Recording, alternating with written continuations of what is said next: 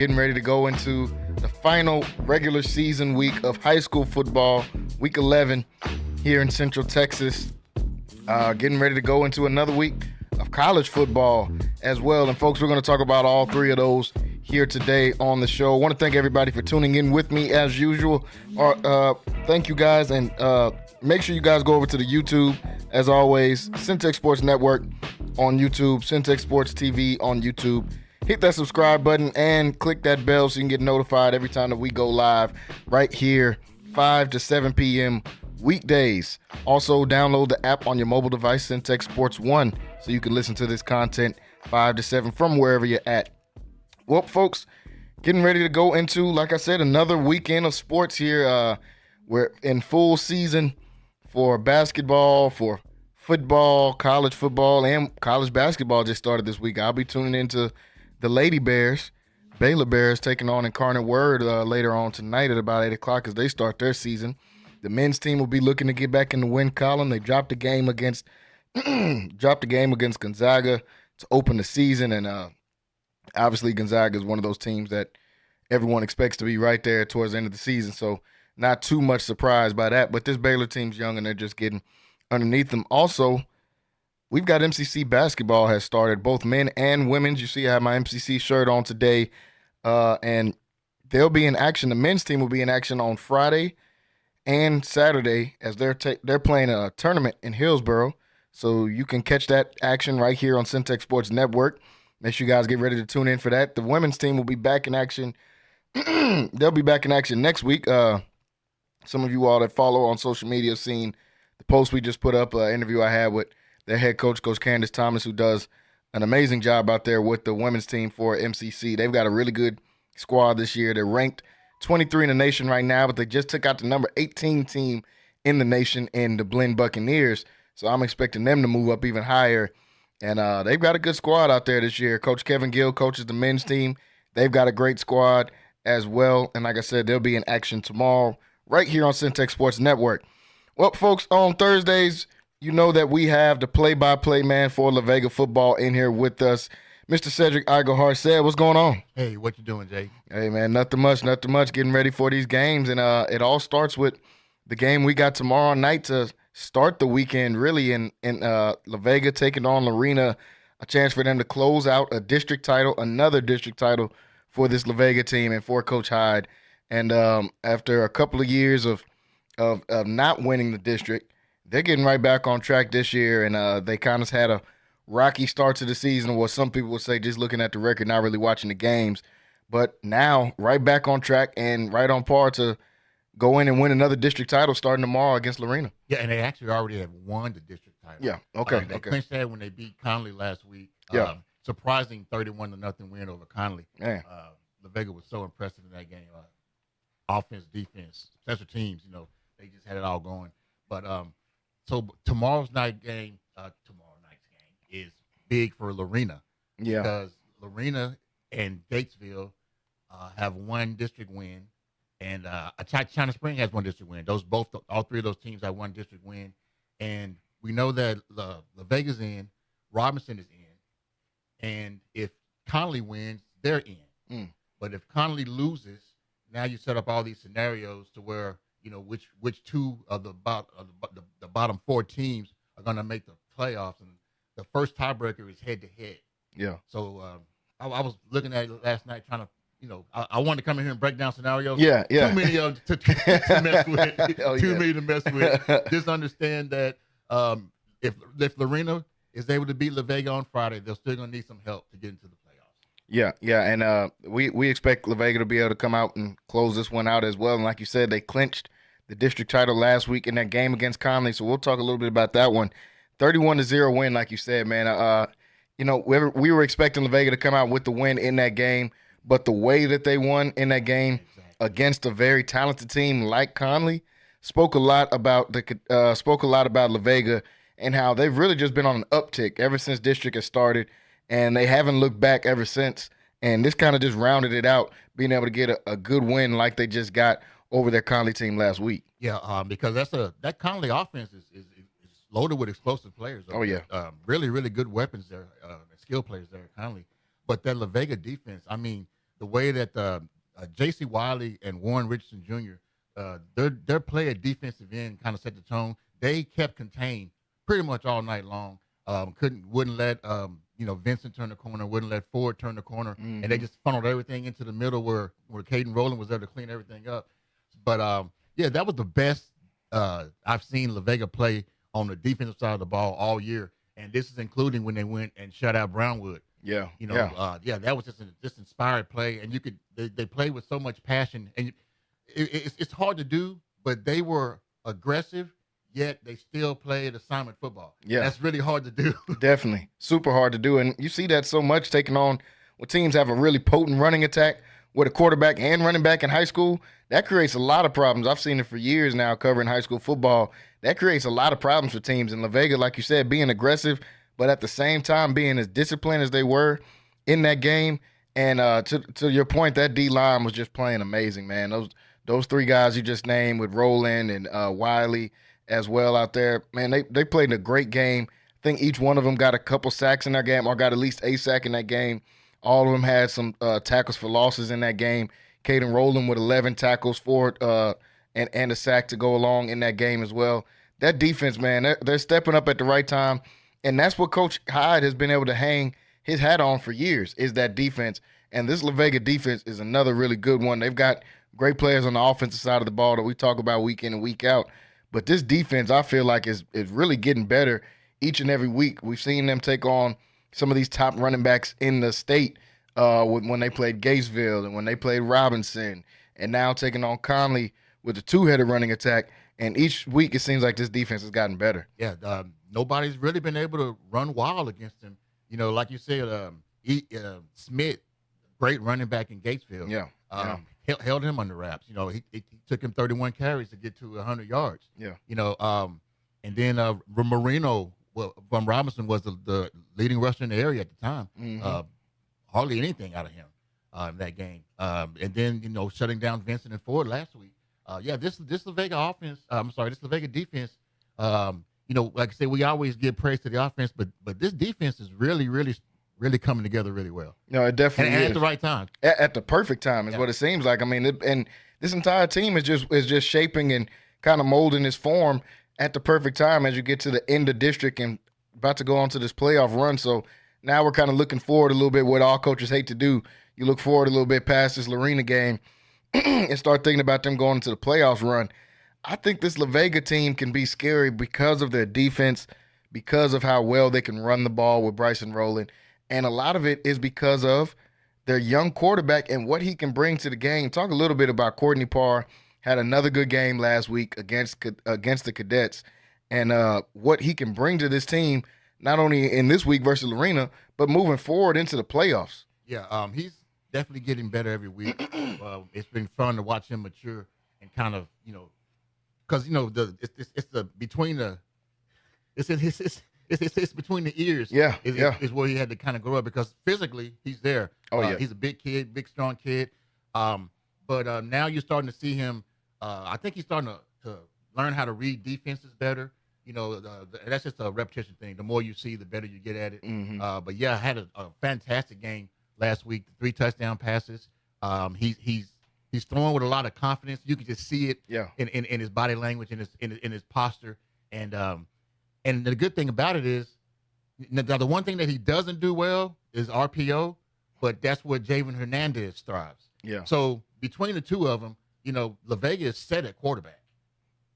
Yeah. Between the two of those guys, like you said, and it's almost a situation where both guys can get some type of action if needed in a game, in a playoff game, and that's such a tremendous thing to be able to have moving forward, especially when you get in the playoffs, because you don't know what you're going to see. Exactly. You can prepare so much for the teams in your district because at the beginning of the year, those are the guys you got marked on the calendar as we got to prepare and we got to be able to go against these guys. Once you get in the playoffs, it's just a toss-up, really. You don't really know how the ball is going to roll or who you're going to get in those playoff matchups. So going into this Lorena game tomorrow, Lorena team, that, like you said, they're scrapping to get in.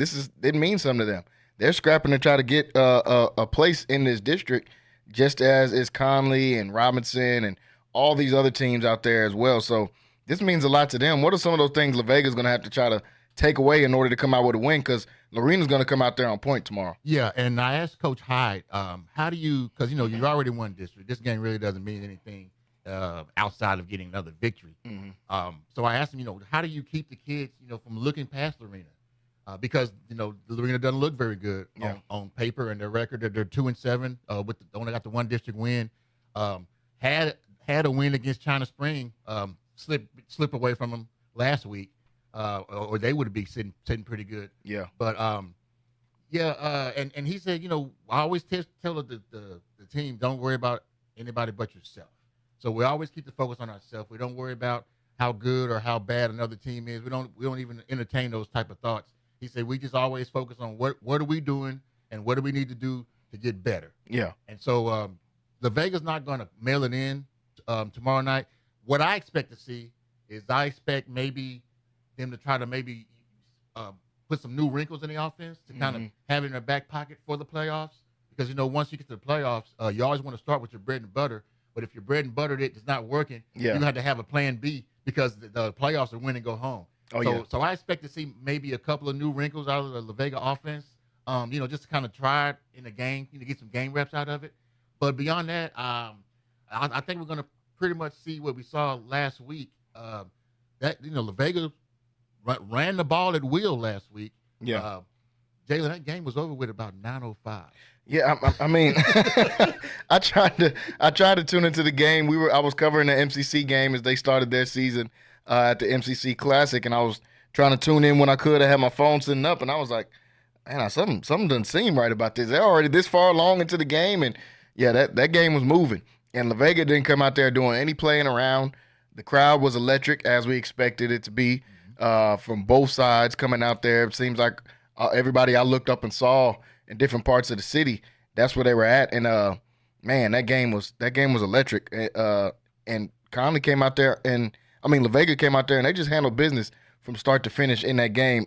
So, Sid, you've been able to watch this team, really from start to finish at the beginning of the season with their struggles, now at already won the district title, going into their final game of the season.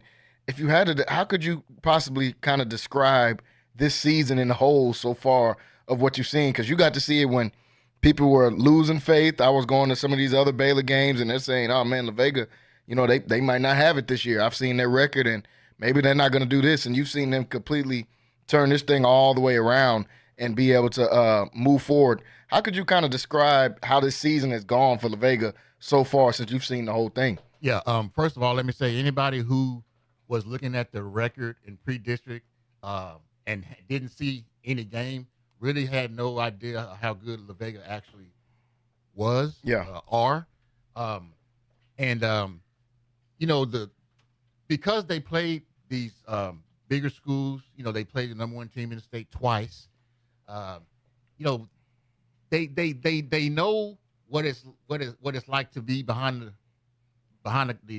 scoreboard. Yeah. And the thing that they've always done, they've done this all season long.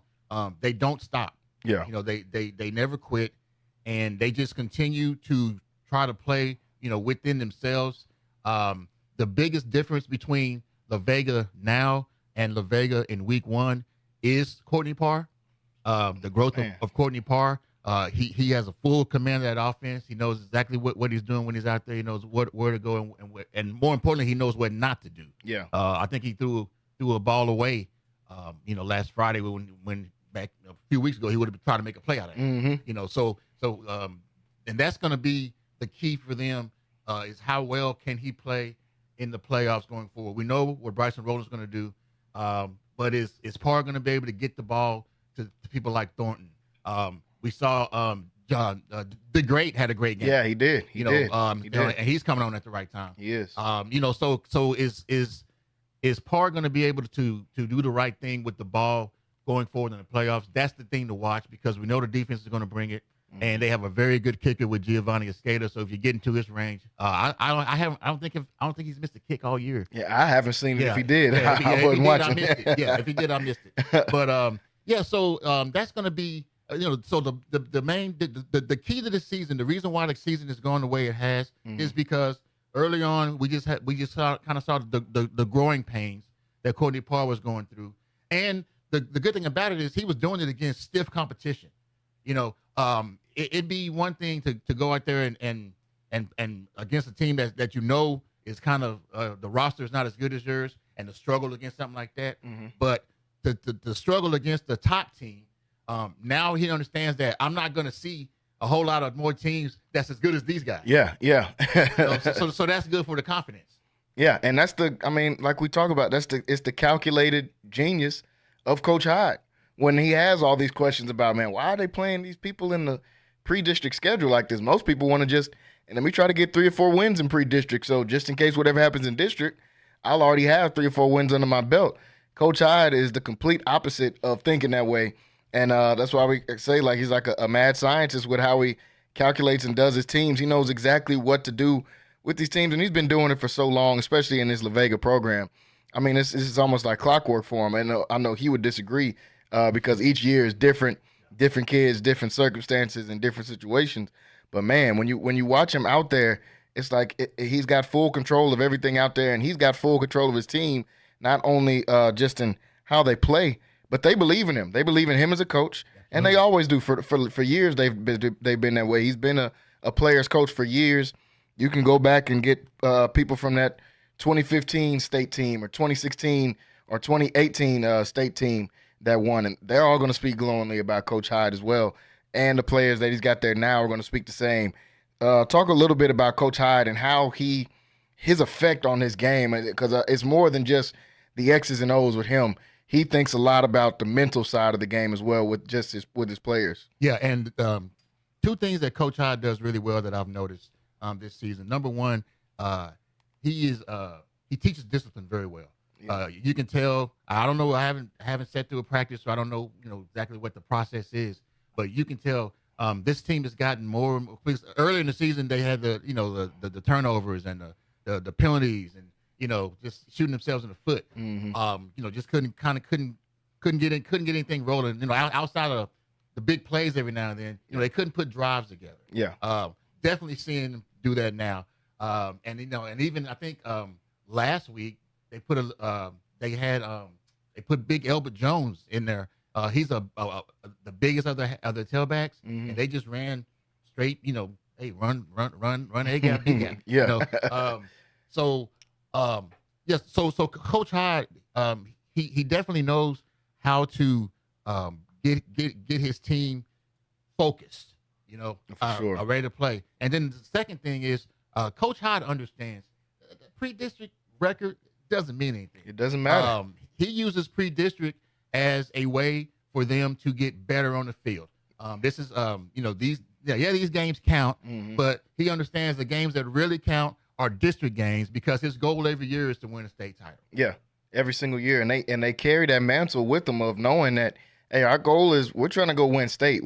Some teams they be ecstatic with just a district victory, but after you've done it for so long, like Coach Hyde has and like La Vega has, they put up banners. You're not really going to get to hang up a lot of your district title banners at La Vega. They win and have success in all their sports. You think about their girls teams, mm-hmm. and back when I was in high school, they had a really good girls team, and just last year and the year before that, they've had really, really good girls team in basketball as well. So in all of their sports, they do that, and La Vega is just a great program, and I'm glad to see that they're building some new stuff out there too as well, and these kids are going to get to see some of the rewards of the time and that they put in. Some of these past players that they're Coach coming Hyde in. told me before the season started, La Vega mm-hmm. had passed a $90 million bond, Whew. and $33 million of it is going to athletics. They got some cheese coming to the athletic program. They're building another practice field, and they're also building a practice field for the soccer team as well. Yeah, so I mean, a lot of their programs have success over there at La Vega, and football really has carried that mantle. For all the sports, I guess it's for who is the most known. Their football team, man, in the last decade and a half, they've been a problem. They've been a problem to deal with. They're a team that can go to state every single year. And this year is another one of those years I'm feeling like they can get on a run and get in this 4A Division II division. I think La Vega has a chance to really do something special this year. It's been a joy to be able to watch and cover them all season long up to this point. So, folks, tomorrow is the final regular season game for the La Vega Pirates. It'll be right here on 94.5 FM.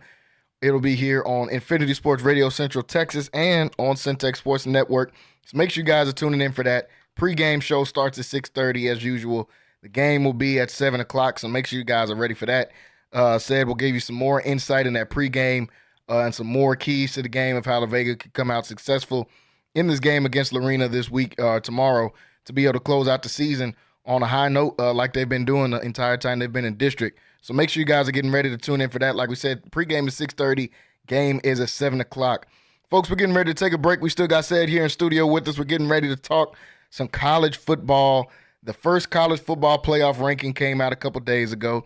And we got to talk a little bit of NFL as well, as we got the Bengals versus Ravens tonight on Thursday Night Football. Feels like we're finally getting a good game on Thursday Night Football. Yeah, seriously, yeah. With the Bengals and Ravens. They finally gave us a reward for sticking in so far this season. So, folks, we got to talk about that. Stay tuned and stay locked in right here on Centex Primetime. We'll be right back after this break. This is home for sports. It's Centex Sports Network and Infinity Sports. Catch all your in-depth sports analysis with the best. The hottest sports show in the evening is Centex Primetime, hosted by Jalen Gillis. Act like y'all know. Weekdays 5 to 7. This is the Central Texas #1 leader in sports. Centex Sports Network. That's right, sports fans. We can talk about sports. And Infinity Sports. Lighthouse Streaming, a full-scale media agency and your go-to source for all things audio and video. Is your church long overdue for audio and video upgrades? Call Lighthouse Streaming for a free consultation. Does your corporate or church event need audio or video production? Don't stress. Call the guys at Lighthouse Streaming. In business since 2017, Lighthouse Streaming has produced hundreds of live events and completed dozens of church and venue installations. Whatever your AV needs are, Lighthouse Streaming has you covered. Give them a call at 254-252-4206. That's 254-252-4206. Or go to lighthousestreaming.com and set up your free consultation. Are you looking for something new and unforgettable in Waco? Come to the Blasian Asian, where authentic Cambodian flavors meet creative culinary flair. Voted People's Choice as Waco's #1 Asian restaurant since 2019 by both the Wacoan Magazine and the Waco Tribune Herald. Located inside the popular Union Hall on 8th and Franklin, we're serving up family recipes with a twist. Blasian Asian egg rolls are rolled fresh daily, and their sauces or marinades are made in-house with love. Stop by today. Located inside the popular Union Hall on 8th and Franklin. And for Baylor students, enjoy 10% off with your student ID. NSJ Event Co., one of the premier event designers in Central Texas and a Centex Sports Network supporter. Voted Waco Awards Event Planner of the Year 2021, NSJ Event Co. is your go-to source for event planning. Whether it's your next baby shower, birthday bash, wedding, or retirement party, NSJ Event Co. will bring out the elegance, class, and style your event deserves. Call NSJ Event Co. at the number on the screen or scan the QR code to schedule a free consultation. NSJ Event Co., where the party lady takes care of all your event needs. The East Waco Empowerment Project, along with City Center Waco, is hosting WeBo, Workshop and Business Opportunities, to help create more entrepreneurs. Business owners like Aniceto Charles of True Jamaica Restaurant and Carla Dotson of Boardwalk on Elm attended WeBo to develop their business ideas into successful Black-owned businesses right in the heart of East Waco. WeBo can also help you turn your side hustle or business idea into the next thriving Black-owned business in our community. If you would like to attend this 10-week intense entrepreneurial workshop, go to WeBoWaco.org. That's WIBO Waco.org. Central Texas home for sports. It's Centex Sports Network and Infinity Sports. KWBT-FM, HD2 Waco, Temple, Killeen, Fort Cavazos. The new leader in sports in Central Texas is Centex Sports Network and Infinity Sports. This is live from the Centex Sports Network and Infinity Sports Studios. That's right, sports fans. About to show these boys how we do it. You ready? Tune in to Primetime Sports Talk with Jalen Gillis, your go-to source for breaking sports news in Central Texas and exclusive Dallas Cowboys coverage on the Centex Sports Network and Infinity Sports. What's going on, everybody? Welcome back into Centex Prime Time here on this Thursday afternoon. Just got done wrapping up about some La Vega football. Folks, make sure you guys are getting ready for the regular season closer tomorrow versus Lorena La Vega football right here on 94.5 FM, on Infinity Sports Radio, Central Texas, and on Centex Sports Network. I've got the play-by-play man for La Vega football right here with me, Mr. Said Iglehart, and just got done talking about some La Vega football. So we're going to dive into a little bit of college football as these weeks are rolling in the college football season. It seems like it's starting to, both NFL and college seem like it's going by fast this year, but we're already into the thick of it and only a few weeks left in the regular season for college football. So that means we get the first college football playoff rankings list has come out. And this year is different because all 12 teams matter now, as opposed to we'll get the full 25 rankings, but only 4 of those teams really matter. Now with 12 teams matter, Said we kind of talked about this yesterday on the show when I had Wayne and Rocky up here with me, and I see how they're already kind of trying to draw out some narratives. I see Alabama's in this top 12 with 2 losses already. I see Notre Dame is in here, even though they've had a unimpressive schedule so far. And most of all, I see them trying to get the Heisman Trophy winner, Ashton Jeanty, the Heisman Trophy favorite, Ashton Jeanty, in there, because Boise State is sitting at number 12 over SMU, who's 8-1 with in my opinion, a much more difficult schedule than Boise State has played. They're playing, San Diego State and stuff like that every other week, in Nevada coming up this week, and SMU just got done beating Pittsburgh, who was undefeated in the season, ranked number 18 in the country, and they're 8-1, and they're in the Power 4 conference. They're in the ACC, and a chance to win the ACC if they go to the college football. If they go to the ACC championship, which right now they would be in if the season ended today.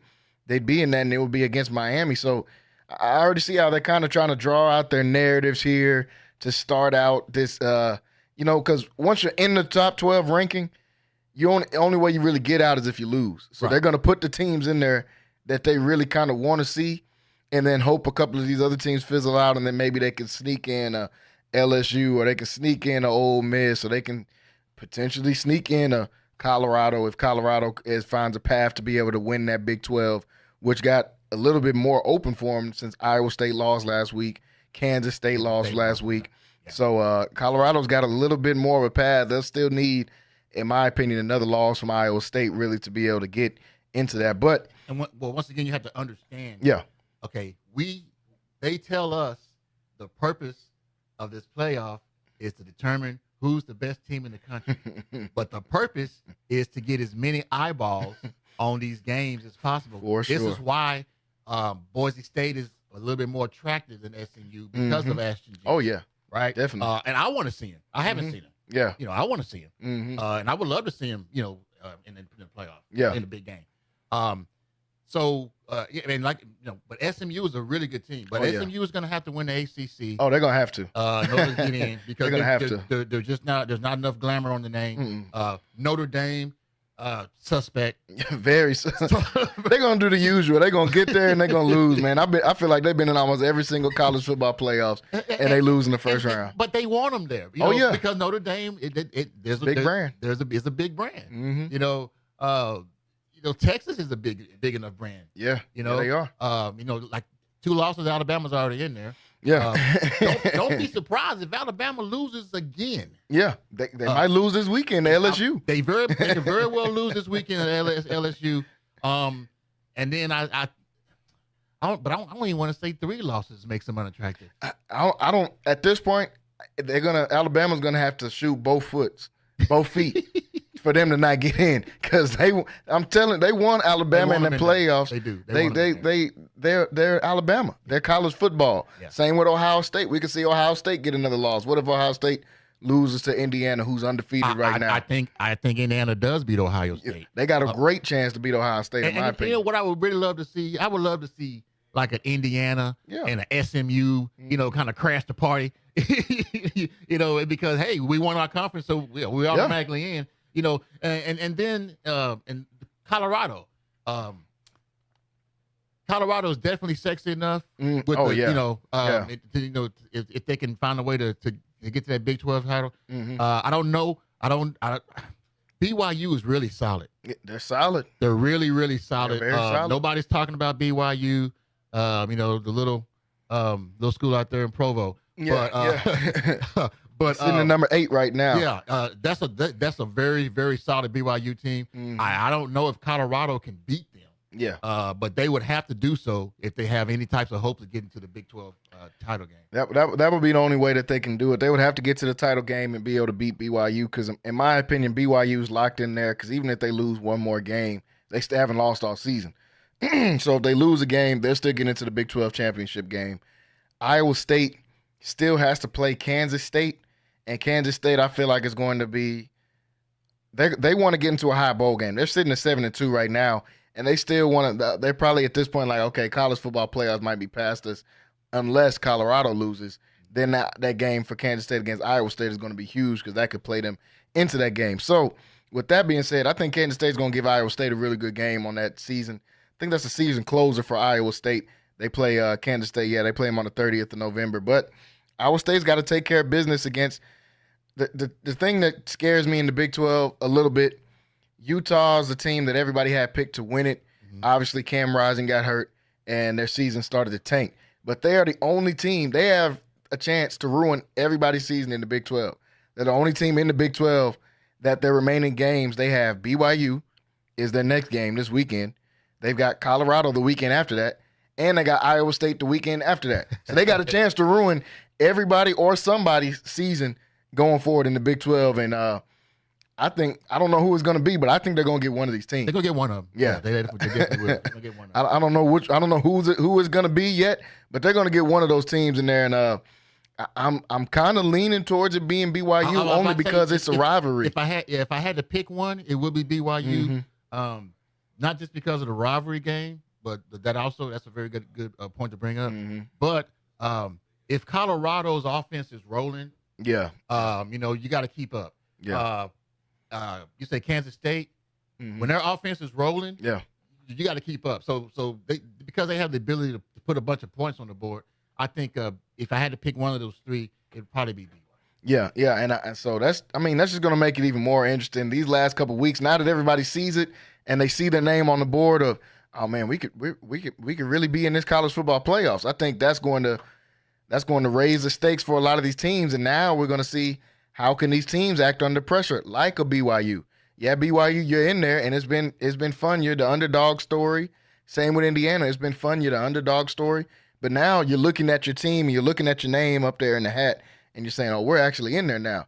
Now how are you going to come out here and play against some of these teams? And it's so many teams still have a lot to be written about their season. Tennessee is sitting there at number 7, and I think they're pretty much coming out. I think we can look at them and say they still got to play Georgia coming up. I think Tennessee's coming out of there, and they still got to play a kind of a trap game at the end of the season in their rival in Vanderbilt. They got to play at the end of the season, so it's that's a game that Vandy could very well. Oh yeah, and it's in Vanderbilt. It's the final game of the season. You got a chance to ruin Tennessee's season, a team that's been beaten up on. You've been the little brother to Tennessee your entire since Vanderbilt's existence. Honestly, they've been more redheaded stepchild. Yeah. No, literally, since they've even been in the SEC. So, and this is a time you got a team that can come out there and get an upset win. And this Tennessee team can be got. They're 7-1, but they've had some struggles throughout the season, and I think for sure they're losing to Georgia. I really don't have to think too much about that one. I think that's a loss for them. So Tennessee will be coming out of there, and then that's when things get tricky. Okay, Alabama does lose to LSU. LSU's ranked number 15. You move LSU up into that spot. Do you take Alabama out for good if Tennessee drops out? Indiana still got to play Ohio State. What if they lose to Ohio State? Do you keep Indiana in there with one loss? Do you move up a 2-loss, 3-loss Alabama? Indiana have to win the big team. Oh yeah. That team. There's just not enough respect on that name. Mm-hmm. For them to get in with a 1 loss. It's just not. That's not going to happen. Yeah, it's a good ball team. I mean, I watched the game Saturday. Very, very, very good. Man, club. I love Kirsinetti, man. He's starting to become one of my favorite coaches in college football. A guy that's won at every single level in football. In high school, he went to James Madison and broke every record when he got to college. Now he's in the big leagues in the Power 4 school at Indiana. And I like what he's doing there. I don't see him staying at Indiana long. Somebody's going to come up here with some money. Oh, yeah. One of these big-name schools, Penn State, Miami, one of these schools, and going to give him a bag. So But I like Kurt Cinetti a lot, and he's brought his grittiness to this Indiana team. So I'm like you. I think they got a chance against Ohio State too. They absolutely do. And the one team that's intriguing to me is Miami. Yeah. For some reason, and I really can't put it into words, or for some reason, I'm just waiting for the other shoe to drop for Miami. You know, I feel the exact same way. And I love Cam Ward. Cam Ward is doing his thing. Cam Ward is definitely him. But it's just that defense is just I don't believe in it. I don't trust it. Yeah, I don't trust it at all. I don't trust it. And if Cam Ward is not playing great, I don't trust his offense either. Yeah. So I mean, we seen it in that game against Cal before Cam Ward had to get on the burner and get them back in it. We seen them struggle. Louisville. Yeah, I was just about to say we seen them struggle against the Louisville team where they had to put up 52 points just to win. Just to win. Not 52 in a win. They had to put up 52 just to win, just to scrape by in a win. And they took care of business against Florida State and Duke, and that's all fine and dandy. But I'm telling you, they're going to get to that ACC championship game. SMU is not Duke or Florida State. Right. And SMU, like Nick Saban said, SMU has the most underrated player in college football, and Kevin Jennings, their quarterback that came out of South Oak Cliff. And I'll be keeping my eye on. We just seen the story come out today at Texas, and I've been wondering what's going on the last few weeks, really this whole season, that Jonte Cooks has been dismissed from the team. The news came out this morning. He got dismissed from the team. He was the number one receiver in Texas a couple years ago when he came out of DeSoto after they won that state title. And I hope the kid gets his stuff together and whatever the reason is, because I know they didn't want to dismiss him. He's a phenomenal football player, but I seen the attitude issues when he was at DeSoto. I seen him get suspended from games in DeSoto because he's talking crazy to refs, or he's putting the middle fingers to the crowd and stuff like that. And you really hate this. When I was writing newspapers, I was in the Coppers Cove area during the Ramon Taylor era. Yeah, he came through with Belton, and I remember talking to Coach Jack. I can't think of Coach. Anyway, Coppers Cove. Jack Welch. Okay, yeah. Jack Welch. I was like, man's a legend. Yeah. Okay. I can't remember his name. And I remember Coach Welch was talking to me about Ramon's. This was Ramon's senior year in Belton. He had already been arrested 2 or 3 times. And he said, I'm going to tell you something right now. That Taylor kid is an incredible athlete. He said he could play in the NFL today. And when I saw him play, he wasn't lying. Yeah. And then when we saw he won the national championship with UT playing with Vince Young, but we saw his behavior derail what was a clearly very promising career. Yes. And so I always hated when I see these talented kids come through and they have these attitude problems, and they don't understand that all they're doing by not towing the line, by not curtailing some of that. It's because it's all selfishness and immaturity. Oh yeah, that's all it is. But they don't understand that all they're doing is they're just making it harder for themselves. Yeah. Because now, he could clearly hit the transfer portal and go somewhere else, but now you're bringing this baggage with you. And not every coach is willing to deal with the baggage. Oh no, every coach doesn't want to have to deal with that, and a lot of coaches won't deal with that because now you're looking with NIL. It makes it even worse because not only are you in the transfer portal, but you're going to be telling teams, "I want a bag. I want you to give me this much to do this," and it's like, "Hey, bro, you got dismissed from a team.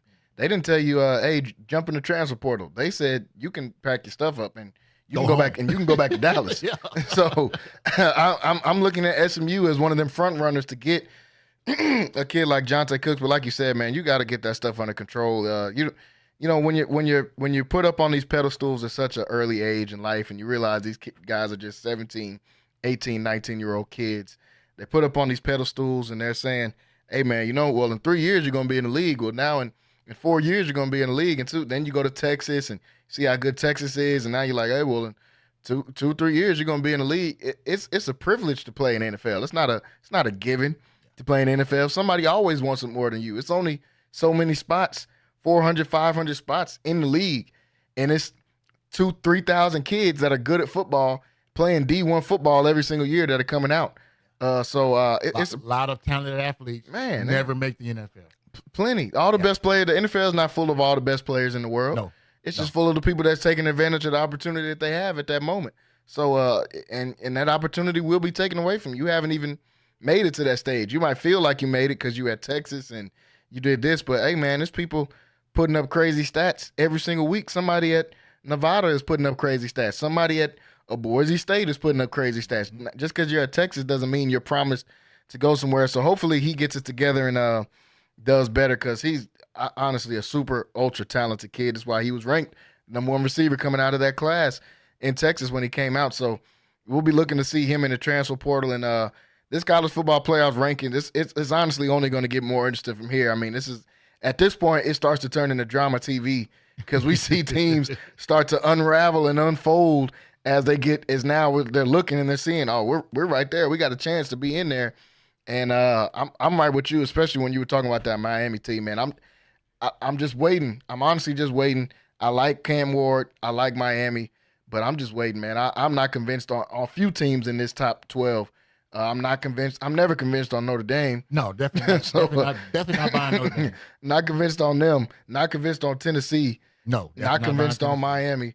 And, I mean, Penn State is kind of one of those up and down ones. Hey, I think they're a good team, but can they be had? I think the best thing that happened for Penn State is that they don't play Indiana on the schedule because I think Indiana would have smacked this team and that would have kind of threw them out of there. When I was looking at before last week's Ohio State-Penn State game, I had the sense that one of those teams were fraud. I thought it was Ohio State, but it's not. It's Penn State. Yeah, Penn State is definitely not who you think they are. Don't be surprised because realize this: James Franklin has never beaten Ohio State. Never. And if this Penn State team starts to unravel like I think they are, this could very well be his last season. I said that at the beginning of the season, man. It seems like James Franklin does this every year. They're ranked. Penn State will be in that top 10. Sometimes they'll be in that top 5. And I think they never finished there. Never finished there. And I feel the same way about Ryan Day. Ryan Day, yeah, he'll beat Penn State. He didn't have no success against Michigan in the Harbaugh era. Now he'll get a chance to beat up on Michigan. They'll catch him this year. Yeah, now he'll get a chance to beat up on them now. But he's 1-9. If they didn't get this last win against Penn State, he would be like 1-8 against top 5 teams. I think now they're 2-8 because he beat Penn State, who was ranked in that top 5. But I'm not a believer in Ryan Day either. So, like I said, Kurt Cinetti, he just got to Indiana. Don't be surprised you see him somewhere else in this Big Ten, coaching one of these big-time programs out there. So, college football is in full effect. Can't wait to see how this turns out, how this moves forward, especially now that we've got our first look at the rankings. Seb, before we let you go, man, got to talk some NFL. Definitely got to talk about, as always, your Philadelphia Eagles. But I want to talk more about who do you think are some of these top teams in the NFC and in the AFC. I've been picking Philadelphia as one of my top teams, so that's how I kind of parlayed them into that conversation with the Eagles. But just looking at the NFC, it's just not what we thought it was going to be when the season started as far as those teams we was up there. Okay, we probably thought Detroit would be up there. Mm-hmm. We even thought Philly would be up there. Mm-hmm. No one expected Washington to be up there. No. I didn't expect Atlanta to be up there, even though they got all these moves. I thought Tampa Bay had a better team, but since all these injuries that Tampa Bay has gone through now, I think their season's pretty much a wash. And in the NFC West, that's the biggest wild card of them all. Yeah. Arizona's leading right now, 5-4. But then you look at Matt Stafford with that amazing throw to end the game against Seattle the other day in overtime. You like, man, can't even forget about the Rams. So who are some of these top teams in each one of these conferences when you're looking at the NFC and then when you're looking at the AFC? Okay, if you look at the NFC East, I think the best team in the NFC East, I think the best team is Philly. Yeah, I'm agreeing. But Jaden Daniels makes magic happen every single week. So, you just can't afford to overlook Washington. For sure. They're definitely going to be a playoff team. And they have a chance to make some noise. As long as Jaden Daniels keeps playing, the way he is. I thought last year was the best I've ever seen a rookie quarterback play in C.J. Stroud, but Jaden Daniels has surpassed even that kind of play. Yeah. So as far as the rest of that division, Giants are done. Yeah. Cowboys are done. Yeah. That's going to miss at least 4 weeks. So then now you go to the NFC North. Detroit is definitely the best team in that division. Detroit is probably the best team in the whole NFC, to be honest with you. Oh, yeah. But then you still have, Green Bay is kind of right there as well. Yeah. Chicago is really like 3 plays away from being in the mix there. Yeah, they are. The Bears have really come together. Caleb Williams is starting to figure it out a little bit. He's playing better each week. And then Minnesota, and I know they were the darlings early in the season with Sam Darnold with the play. 5-0. This Minnesota team, there's something about this Minnesota team that's kind of fishy to me. And I think it has something to do with the fact that I think it's this that front seven on that defense. They're solid, but they're not spectacular. I think they were ahead of schedule, and now that's kind of catching up to them. Yeah, I think they were ahead of schedule. People didn't expect – they weren't supposed to be that good that quick, and now they're not as good as what we thought they were to be at the beginning of the season. They'll still be in that mix, though. Yeah, and then so now then you go to the South. I picked Atlanta last year. Didn't work out. Yeah. So when they brought in Kirk Cousins, I was like, oh, yeah, definitely this year. So the Falcons don't surprise me. And the reason why they're going to end up winning this division is because they played so many teams with bad offenses. Oh, yeah. You know, most of them in their division. Yeah, I would say that just about all of them in their division. They caught Denver early. When Bo Nix was still struggling. Yeah. But it's a good team. I don't expect them to do any damage in the playoffs. But they'll host a wild card game. Yeah. And then in the West, the injury bug has been feasting over there. Man. But I still think the Rams are the best team there. If the Niners get healthy, you can't ever overlook them. Yeah, for sure. But I don't know if they have enough time. I know McCaffrey is practicing again. I read that. I would say Rams. Wouldn't surprise me, Niners. You just can't overlook the Niners. For sure. I like Arizona. Yeah. I root for Kyler Murray. Yeah, same. But I don't know if they can hold up against a healthy Rams or a healthy Niners. It's everybody else. I'm like you. I'm a Kyler Murray fan. It's everybody else. That's the Cardinals' issue of why they wouldn't win anything, because they're just devoid of talent, honestly. It's not much that Kyler Murray can do. He's got them to 5-4, and I think that's phenomenal that he's got them just to that, because you don't look at either side of the football and you're seeing a bunch of star guys out there on either side outside of Kyler Murray. So, yeah, I'm right with you. I still like the Rams and Niners in that division, too. So now AFC East, Buffalo, say less. Yeah. Not much to talk about there. Say less. Now, the AFC North is kind of intriguing to me. I know Pittsburgh is playing really well, but Baltimore is, in my opinion, they're the most complete football team in the NFL. I agree. Now, I don't know what the problem is, why they all of a sudden, the defense is porous. And I don't get it. It is. It's pretty much the same roster as last year. I don't know why they're playing as poorly as they are, but I just get a feeling that they're gonna turn a corner some kind of way sometime soon, and they're gonna get back to playing Baltimore defense for sure. I like the Ravens to win the North. AFC West. Okay. Yeah. Let's keep that moving. Yeah. Now the South. I thought that Flacco was going to give the Colts a chance, and he still can. They didn't play very well last week against Minnesota, and it was kind of surprising because that's a Minnesota defense that doesn't put a lot of pressure on the quarterback. No. So I was really surprised that they didn't come out of that with a win. But they can still win the South. Oh, yeah. Especially with Houston not just missing the receivers, but they have key defenders out as well. Yeah. So the O-line is so bad, man. I mean, anything can happen when you play Houston. That with a line that bad, you can't be a well-pointed favorite above anybody. Yeah. With a line playing like that. I agree. Yeah. And then of course the biggest disappointment in the league right now is Jacksonville. I don't get it. I don't get it. I don't know who to point the finger at. You honestly just have to pick the head coach because I can't think of what else to do. It ain't like they ain't spending money. Yeah. It's not like with the Cowboys and they say, well, they're not going to go out there and spend money.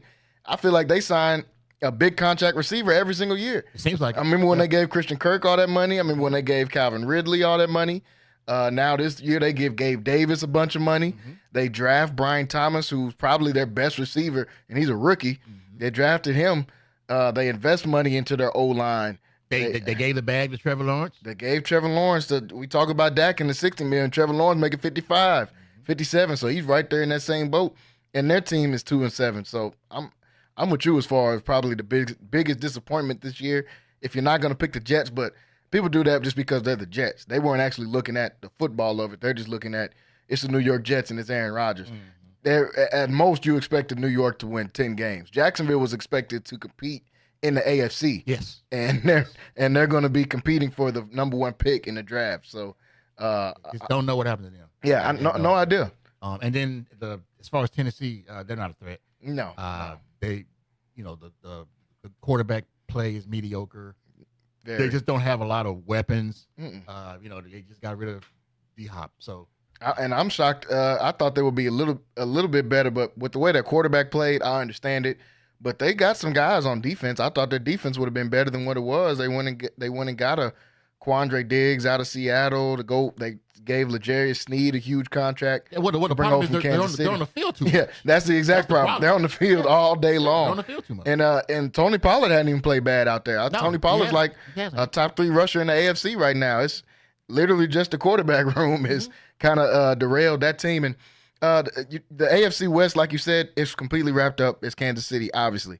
But they got 2 other teams in there that are interesting that I think are probably going to make up the last 2 wildcard teams. I think we know either Baltimore or Pittsburgh is going to win that division. So we're going to get one of the wild cards is going to come out of the AFC North, possibly Cincinnati, depending on how they look tonight. They're really playing for this season. They're going to have to turn it on. Yeah, and then you look at the AFC West. The Broncos are sitting at 5-4, and the Chargers are sitting at 5-3.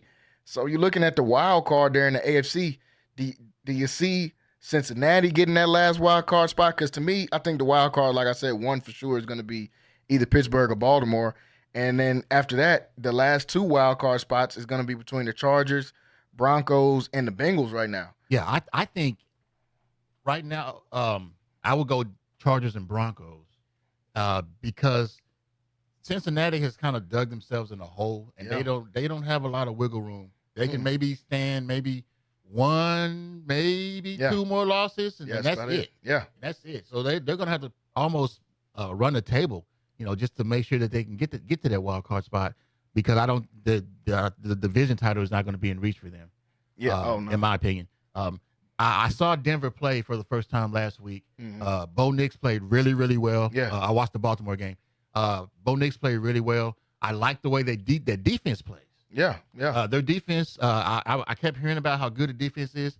It's as good as advertised. Yeah, they got the best corner in the league, in my opinion, with Surtain out there as well. Pat So Surtain he leads that. Definitely a shutdown corner. Yeah. And but the Chargers, I think the Chargers definitely make a wild card. Yeah. Because of, number 1, the Harbaugh factor, and number 2, because what Harbaugh did when he came in, Chargers are no longer doing Charger things. Yeah, exactly. We're not going for it on 4th and 5 from our own 18-yard line. He cut the silliness out. Yeah. And now they're just playing basic football. We're gonna run. They want to run the ball. Yeah. They want, and J.K. Dobbins is doing a great job over there.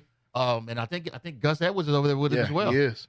So they're going to run the ball, and then with a quarterback like Herbert, he doesn't have to throw the ball 50 times a game anymore. Yeah, he doesn't. And he definitely knows how to play on schedule. So I think the Chargers are definitely going to be one of those wild card teams. Can Denver get that 3rd spot? Sure they could. Yeah. Sure they could. But it's going to take a Herculean effort by Cincinnati to turn their season around and catch up to where Denver is right now. And Cincinnati, in 2 weeks, they're playing this Chargers team on Sunday Night Football, and they played this Broncos team. So they've got a chance to try to carve out a path for the Bengals, man. But it's going to be tough, like you said. The hole they dug themselves in, and then you see T. Higgins is hurt still, and they're kind of putting it all on Chase out there. So I'm with you, man. I think Denver and the Chargers, and I really like this Chargers team, man. I think Harbaugh is just like you said. He just simplified football to, hey, this is what football is. It doesn't have to be, let's go for it on 4th and 5. It doesn't have to be a jet sweep on 2nd and 13. It doesn't have to be, we're just going to run the ball uphill, A in the B gap, nothing special, and we got a quarterback with a cannon. So if we need to hit somebody over the top, we will. Yeah. We will do that. And man, they're playing just smart football to me. And I think this Chargers team has a chance to potentially finish the season about 9 to 10 wins, which a lot of people wouldn't have put them in that category when the season started. So I like this Chargers team, and I'm agreeing with you on, like you said, on those teams that are leading their division and their chance to win the division right now. So NFL season, full effect. The game tonight, Cincinnati Bengals versus the Baltimore Ravens. We talked about it a little bit. This is almost a play-in game if there can be one this early in the season for the Cincinnati Bengals, because you drop to 4-6. It's almost too tough of a hole to dig yourself out of, dropping to 4-6. What do you think about this game tonight coming on in about an hour? Well, the one thing that we know is not going to be a well-played game. These Thursday night games never are. Man. And I could do a whole dissertation about the reason why, but I'm going to spur the crowd on that. Yeah. I think that, Cincinnati, this is pretty much a must-win for Cincinnati. Let's just be honest with you. And you already lost to the Ravens once, so you don't want to get swept, because then that pretty much slams the door on any hopes you had on the division title. Yeah. Now, is this a winnable game for Cincinnati? It is. Only because, like I said earlier, for whatever reason, the Baltimore Ravens defense is not playing very well right now. And Joe Burrow can carve you up. He's playing at an MVP level. His team is just playing bad. He's over 2,200 yards, 20 touchdowns, and 4 picks. Yeah, we had five tutties last week. Yeah. So this is definitely a game Cincinnati can win. Only not because they're better than Baltimore, but because Baltimore has a tendency to kind of let these teams hang around because when you need to get a stop, they can't get one for whatever reason. And I don't know why that is. Like I said, the same roster, but if they can get that figured out, then they can definitely beat Cincinnati. But as a betting man, I'm thinking Cincinnati in the points.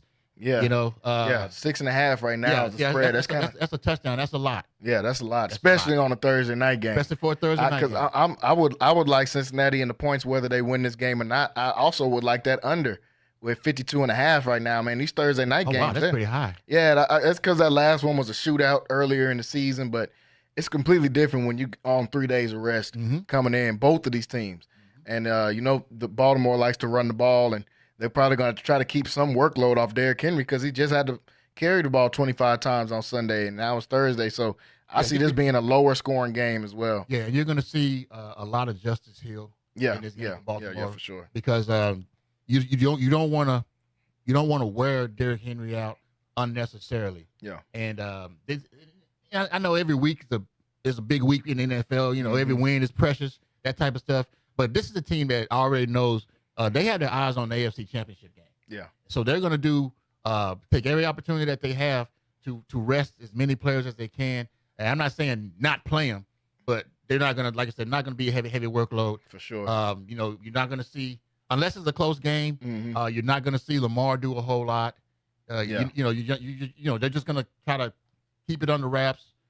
Come out 2 tight end sets with the fullback, and run the ball, eat the clock, and just try to get out of there healthy with a win. I agree. So, folks, that game comes on at 7:15 tonight on Prime Video. Unfortunately, I'm still mad these Thursday night football games got moved to Prime Video. So your financial and tax professional.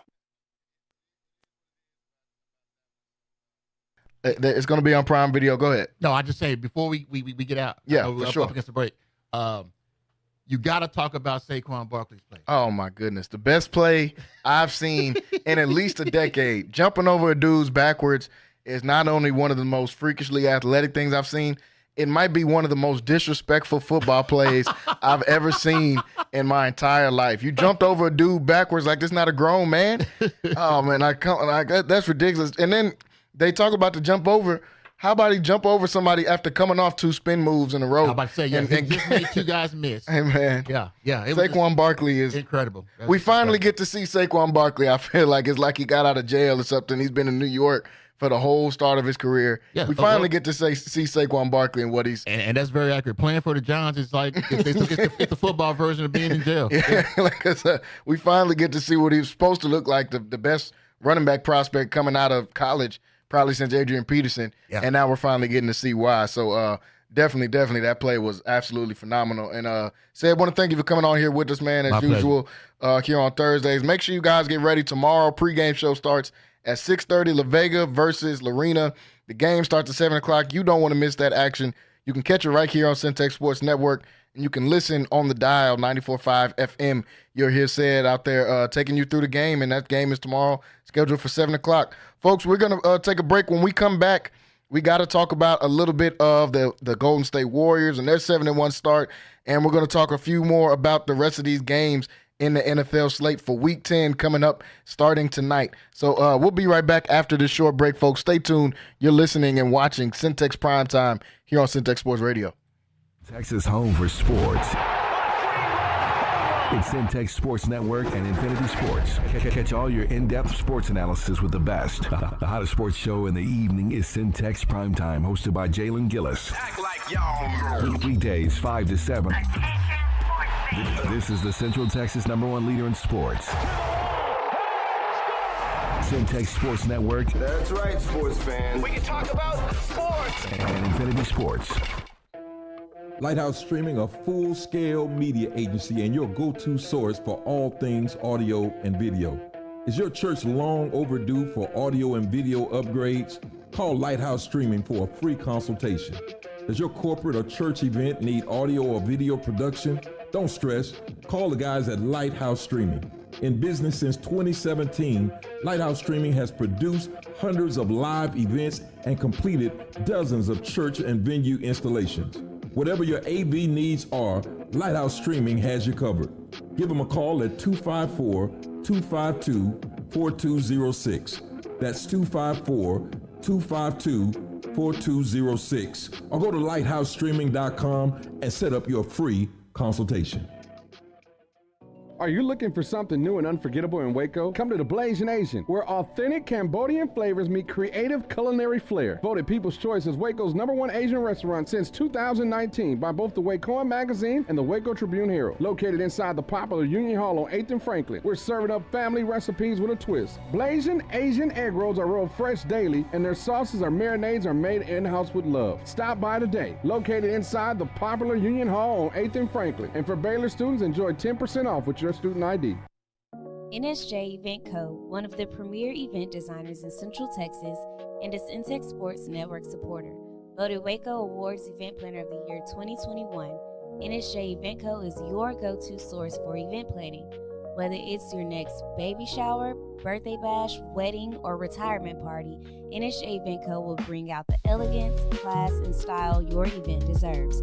Call NSJ Event Co. at the number on the screen or scan the QR code to schedule a free consultation. NSJ Event Co., where the party lady takes care of all your event needs. Central Texas home for sports. It's Centex Sports Network and Infinity Sports. KWBT-FM, HD2 Waco, Temple, Killeen, Fort Cavazos. The new leader in sports in Central Texas is Centex Sports Network and Infinity Sports. Holy Jesus. What is that? It's time to get in the game. Do you know what time it is? Tune in to Primetime Sports Talk with Jalen Gillis. Your go-to source for breaking sports news in Central Texas and exclusive Dallas Cowboys coverage. Come on, start it up. Let's go. Catch us Monday through Thursday from 5 to 7 p.m. on the Centex Sports Network and Infinity Sports. What is going on, everybody? Welcome back into Centex Prime Time, hour number 2 here on this Thursday evening. Hope everybody is doing well today. Some of you guys just now getting off work, tuning in with us. Want to thank you all, as always, for joining in with us today. If you're watching on YouTube, make sure you hit that subscribe button. Also, click that bell so you can get notified when we go live here 5 to 7 p.m. weekdays right here on Centex Sports Network. Also, you can download the app if you want to listen on Infinity Sports Radio Central Texas. Centex Sports One, download the app. You can listen to this content 5 to 7 p.m. weekdays. Well, folks, just got done wrapping it up in hour number 1, talking with the play-by-play man for La Vega football. Said Igor Hart talked about this important game for La Vega, as they've already clinched the district title in 4A Division II. Got a chance to talk about a little bit of this college football playoff rankings, the craziness that's been going on there as well. And we talked a little bit about these teams in the NFL and where they rank, where they're sitting there. I did my top 5 earlier this week already, and it was the same top 5 I had last week. I had Kansas City 1 at number 2.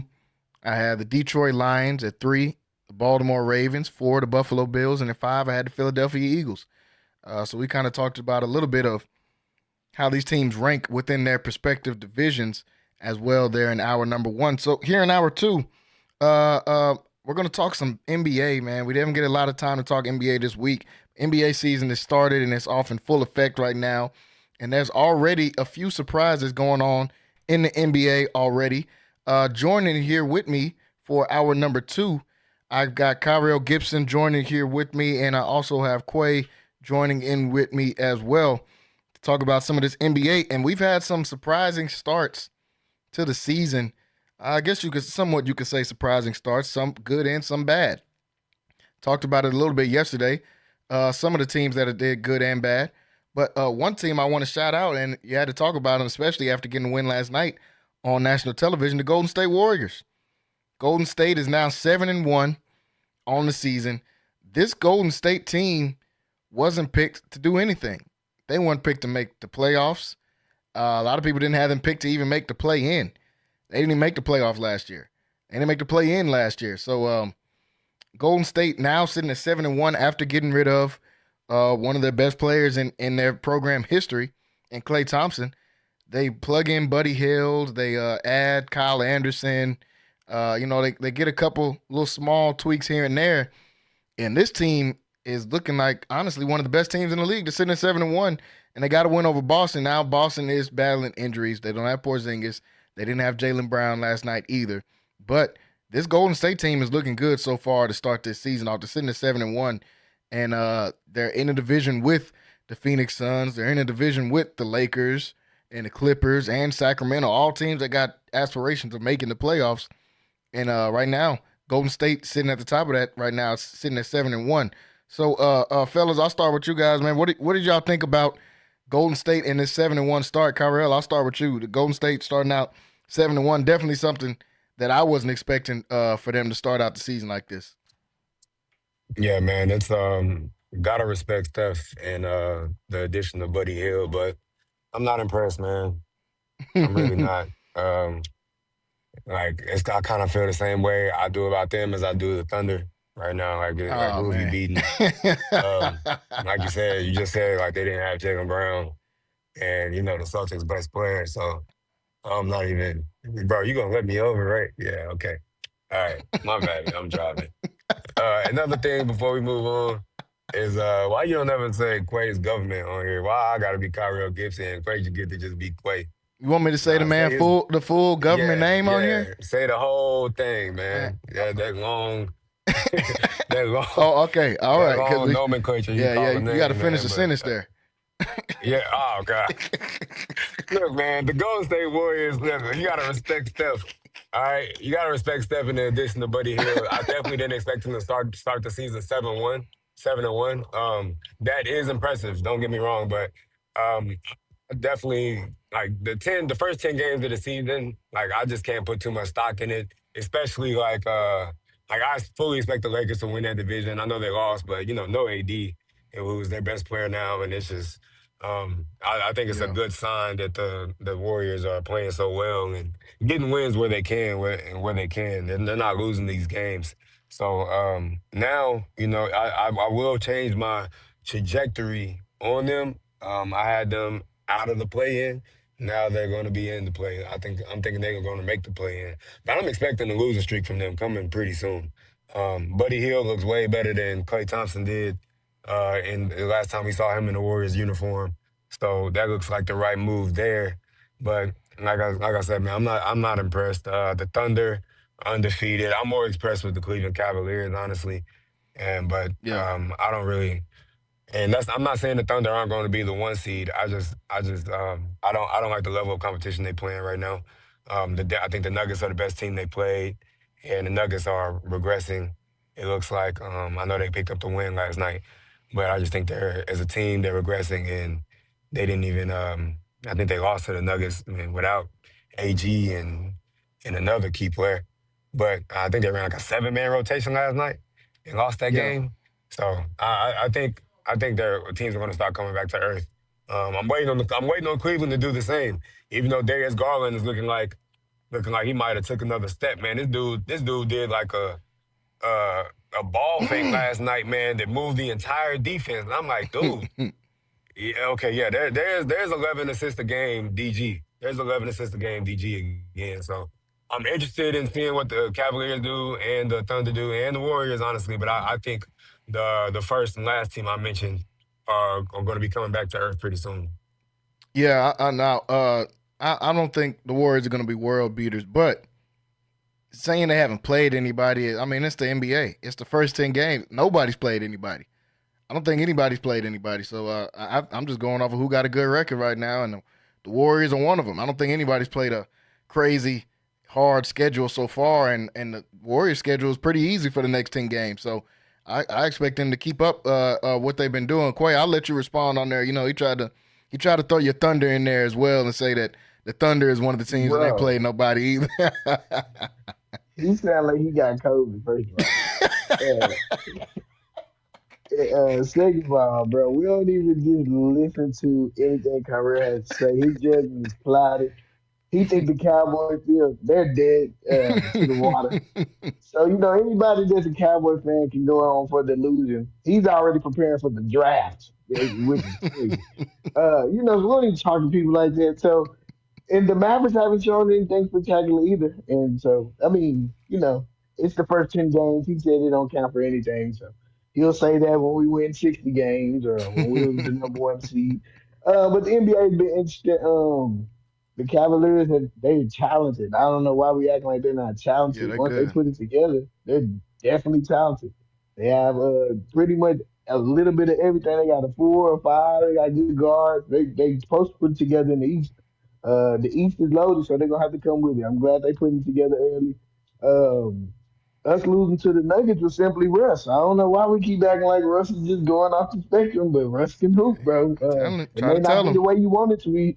It may not look like it's great, or Tyrell say he had the stats, but Jokic had a triple double and he still did what he did. So it's like it's really hard to say y'all judgment is cloudy because you don't like him. He may not shoot a great jumper, but he does everything else well. So the NBA is shaping up to be what it needs to be, and I think a lot of young players are getting different roles. A lot of them suck.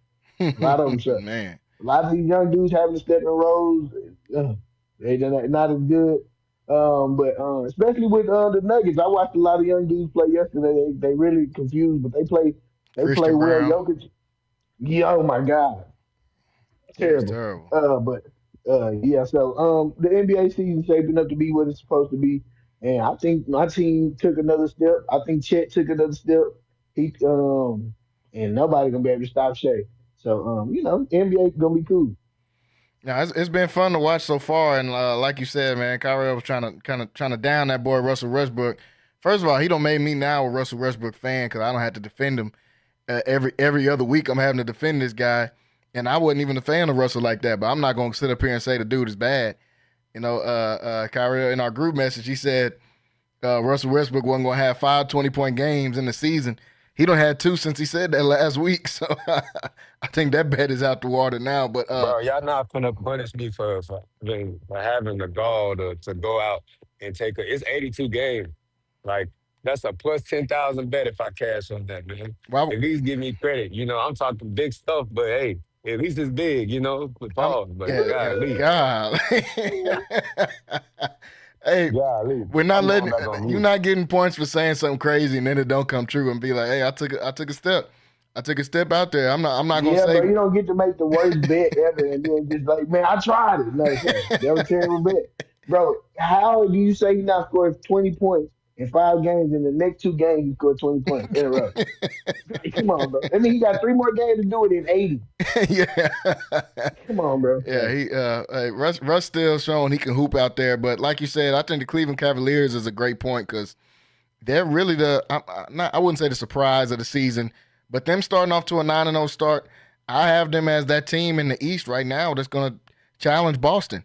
I think they would have challenged Boston last year in the playoffs if Donovan Mitchell didn't get hurt and Jared Allen got hurt. And to your point, Darius Garland, he just got to stay consistent because honestly, Darius Garland is the 3rd, borderline and 4th best player on the team because he plays 0 defense.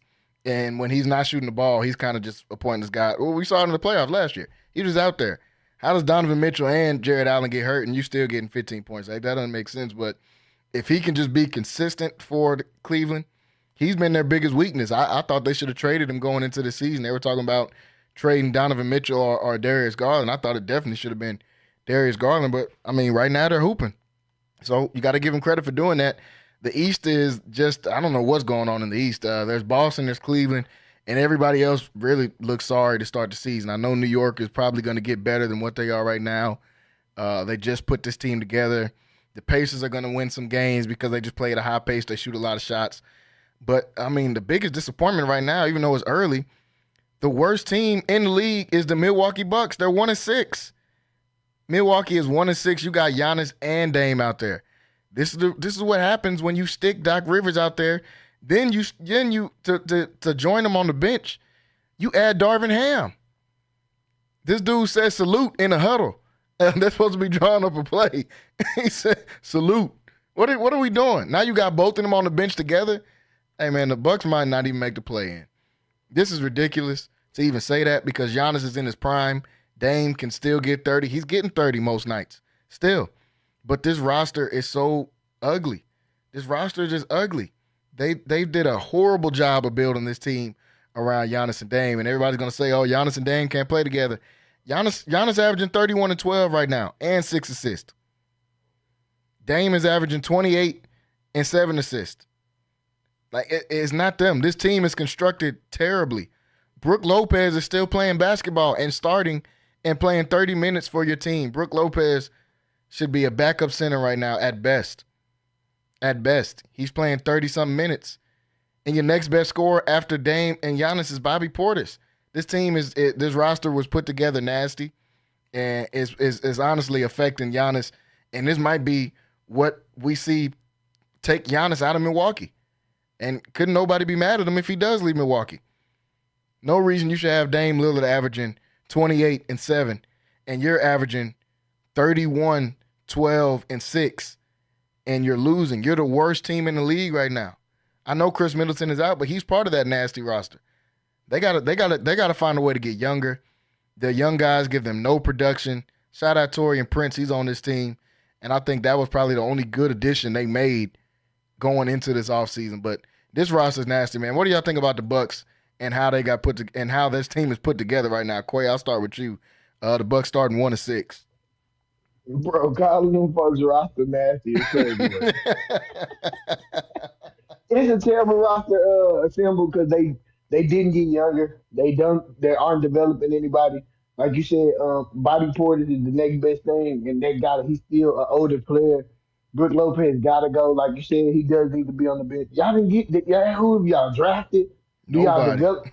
Like, have Giannis brothers still on the bench? Like, come on, bro. Like, nothing is going on. And y'all didn't y'all try to go get Dame, who's still an aging player, no matter what points he give you. Yeah. Y'all didn't give these folks no help. It's just like him going back to where he was at. Portland, yeah. It's just like him being in Portland. No matter what he was. And like you said, Giannis still in his prime. I do see him trying to leave. You know, he's been talking about it for the last couple of years. Yeah. He got a taste of that ring, and Doc Rivers just got him. Go back to TV. Like, bro. And a man named Darvin Ham. Like, Ham, like, come on, man. He shouldn't be coaching. Go to college. Go build a program with some kids that need discipline. Like, come on, these grown men, y'all not, man. Doc Rivers barely can talk. Suits too little. I don't know what he's doing with his hair. What is it stitched on? He getting scalp edged up. I don't understand that. It's a few dude. He got the Dak Prescott right now. I don't get that. He got the Dak Prescott, and then he got the dentist from 2012. Like, come on, man, y'all, bro. We gotta go, bro. For some reason, everybody thinks they could be the LeBron James of what they do, bro. Let the new coaches get in here, bro. Dude, go sit down, bro. You made your money. You can go right back to TV. They love dentures. They love dentures on TV. They love the little suits. You can go right back to it. And he's not a bad announcer, bro. No, he's not. They gotta let it go, bro. Like, and I say that respectfully, bro, because like give somebody else a chance. They don't want to let these older coaches die.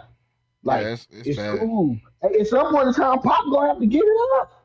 It might be this season. He's out indefinitely right now because he just had some type of health scare. So He's he's not even coaching right 77 now. in mind, and he's 97 by the body.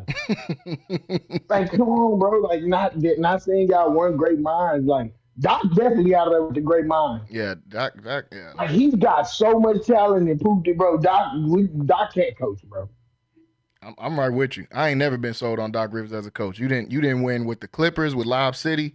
You didn't win with Philly and James Harden and Embiid. You couldn't win. You got this dude in Milwaukee fired after he was 30-13, and you haven't had a winning record since you fired him. So You barely won with the Celtics. barely. You won one ring. Come on, man. Like, come on. You got it. Then your son out here janky, man. Just go. Like, man. There you go, bro. Yeah, Yeah, man. That's how I feel about the Bucks. yeah, Milwaukee. They. I don't know what it is, man. It's really a combination of all those things. The roster's bad. Doc Rivers, the way that this team is built, the way that he even got the job was bad. Like how you the consultant, and then all of a sudden you the head coach. You supposed to be consulting this dude, and then you consult the team to fire him and hire you, but you have a worse record. Kyrie, what you think about the Bucks?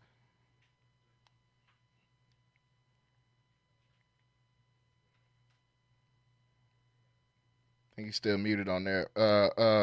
But yeah, the Bucks, man, they're bad. They're bad right now. They're 1-6, worst record. Okay, I see you back on here, Kyrie. What's your thoughts about Milwaukee?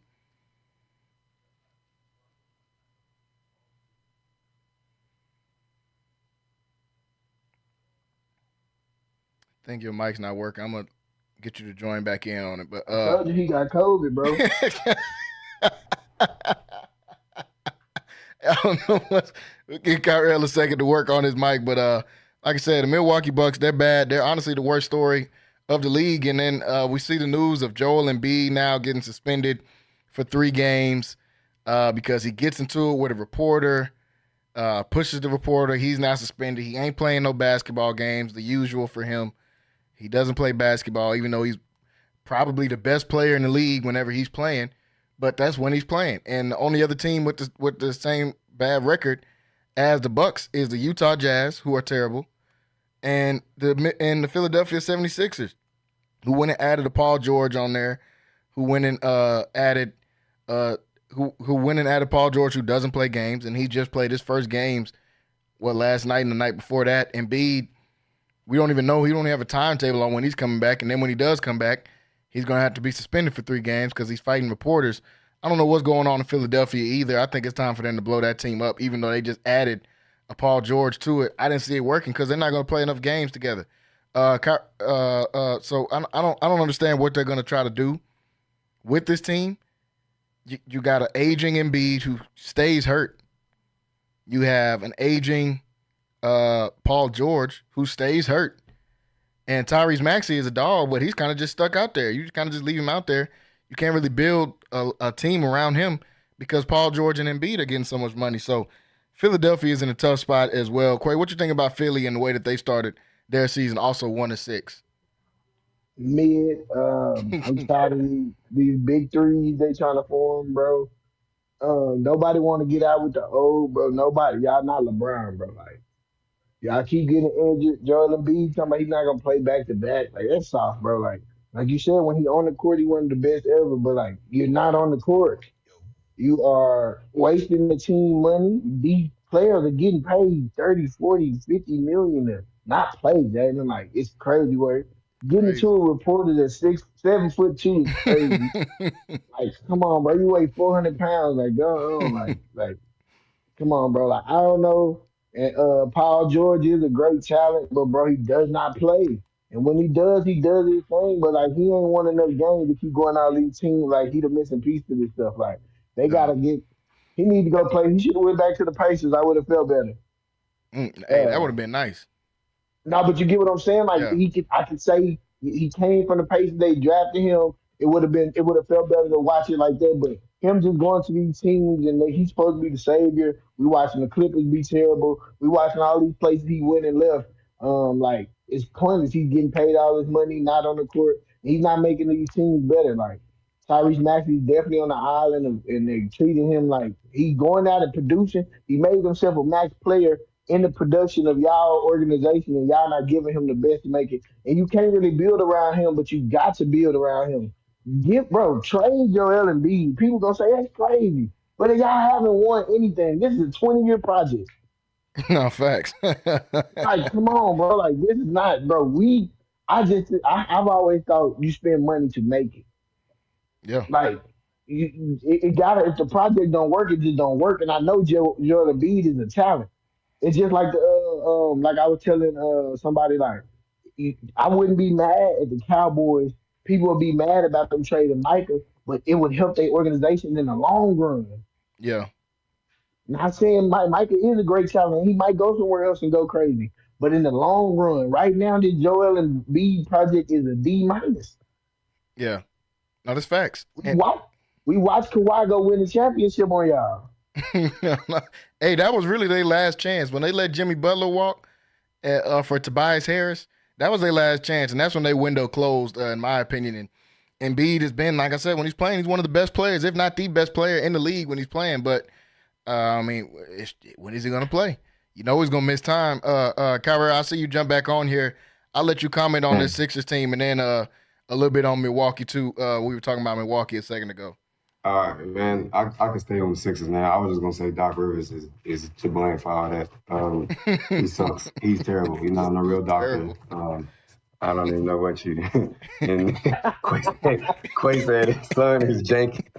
Yeah, he is Jenkins. Yeah, he made his son get into it. Yeah, man. Yeah, man. Asian Trey Young. I don't know what he got going on, man. But. Yeah, the Sixers I know Joel Embiid is Joel Embiid, but dude, you played in the summer. Why are you missing games? Like, I'm sorry, man. Like, facts. I can't get with it, this whole load management thing when you don't deliver. Kawhi delivered. Kawhi did all that. You know what I'm saying? People talk mess all year. All year. Oh, low manage Kawhi. And then the 2019 playoffs rolled around, and what he do? He walked the entire East down, and you know what happened in the finals. But he got it done.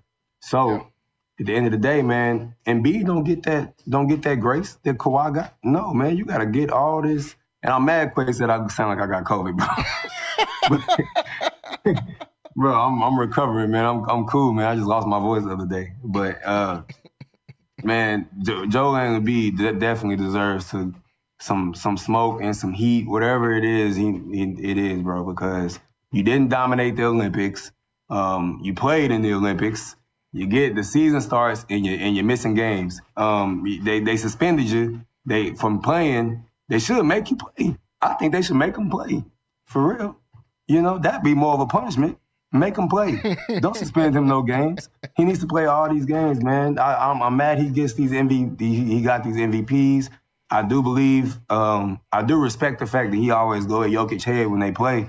But man, Jokic went and got him one. You had James, and I get you was being coached by Doc Rivers, but hey, man, you should have used a star player. You was the process. You know, Ben Simmons jumped ship, but you was the process. You should have made them keep Jimmy Butler, and you might have one. You might be there, man, but you're not. You're soft and French. I don't even like the fact that he played for Team USA. Why? I didn't like that either. You from Cameroon, Cameroon, France. And America, and you chose to. I know he went to high school here or whatever, man. But come on, man. Come on, man. We know what's up, man. Listen how you talk. Yeah. You ain't nothing. I'm not gonna say all that on the radio, man. But y'all, you know what I'm gonna say, man. Come on now. Yeah, he needs some smoke. Yeah, Embiid, this whole process thing. I'm with Quay, man. It's time to. I know you tried to get one last swing at it going again to Paul George, but you got to blow this up, man. You're going to blow it. You're going to make Tyrese Maxey mad. He's going to end up on the Nets or somebody else random. And Tyrese Maxey can honestly be one of the better guards in the league, at least from an offensive standpoint. I think Tyrese Maxey is one of the better guards in the league already. So you're going to blow that up, trying to hang on to this thing with Embiid. When he's playing, he's really good. It's just when he's going to play. He's going to have to be the second fiddle, even though he can be a best player. He can be the best player in the league when he's playing. But he's going to have to be second fiddle just because he misses so many games. So still a lot of storylines to be written in the NBA season. It's a young NBA season. Got a couple games tonight. Don't know how we keep getting these bad games on Thursday night. We think we got Minnesota versus Chicago tonight. Like, I know it's early in the season, y'all, but y'all ain't had to do that to us. Don't nobody want to watch that. So it's Jaden McDaniels and Lonzo Ball. Like, what do we? All right, but NFL's tonight, so we're getting ready to talk about the NFL, folks. We're gonna take a short break. When we come back, got to talk about this Bengals versus Ravens game tonight, and we'll look at a couple more of these games going on in Week 10 of the NFL season. Stay locked in right here. You're watching Centex Primetime on Centex Sports Network. We'll be right back after this break. Central Texas home for sports. It's Centex Sports Network and Infinity Sports. Catch all your in-depth sports analysis with the best. The hottest sports show in the evening is Centex Primetime, hosted by Jalen Gillis. Act like y'all know. Weekdays 5 to 7. This is the Central Texas #1 leader in sports. Centex Sports Network. That's right, sports fans. We can talk about sports. And Infinity Sports. Lighthouse Streaming, a full-scale media agency and your go-to source for all things audio and video. Is your church long overdue for audio and video upgrades? Call Lighthouse Streaming for a free consultation. Does your corporate or church event need audio or video production? Don't stress. Call the guys at Lighthouse Streaming. In business since 2017, Lighthouse Streaming has produced hundreds of live events and completed dozens of church and venue installations. Whatever your AV needs are, Lighthouse Streaming has you covered. Give them a call at 254-252-4206.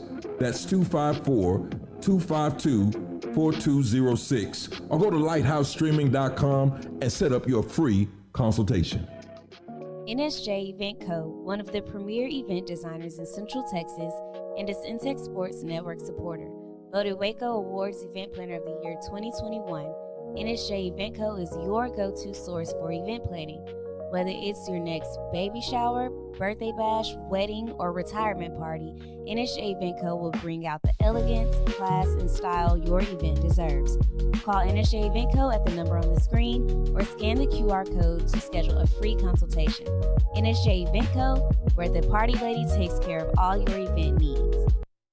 Central Texas home for sports. It's Centex Sports Network and Infinity Sports. KWBT-FM, HD2 Waco, Temple, Killeen, Fort Cavazos. The new leader in sports in Central Texas is Centex Sports Network and Infinity Sports. This is live from the Centex Sports Network and Infinity Sports Studios. That's right, sports fans. About to show these boys how we do it. You ready? Tune in to Primetime Sports Talk with Jalen Gillis, your go-to source for breaking sports news in Central Texas and exclusive Dallas Cowboys coverage on the Centex Sports Network and Infinity Sports.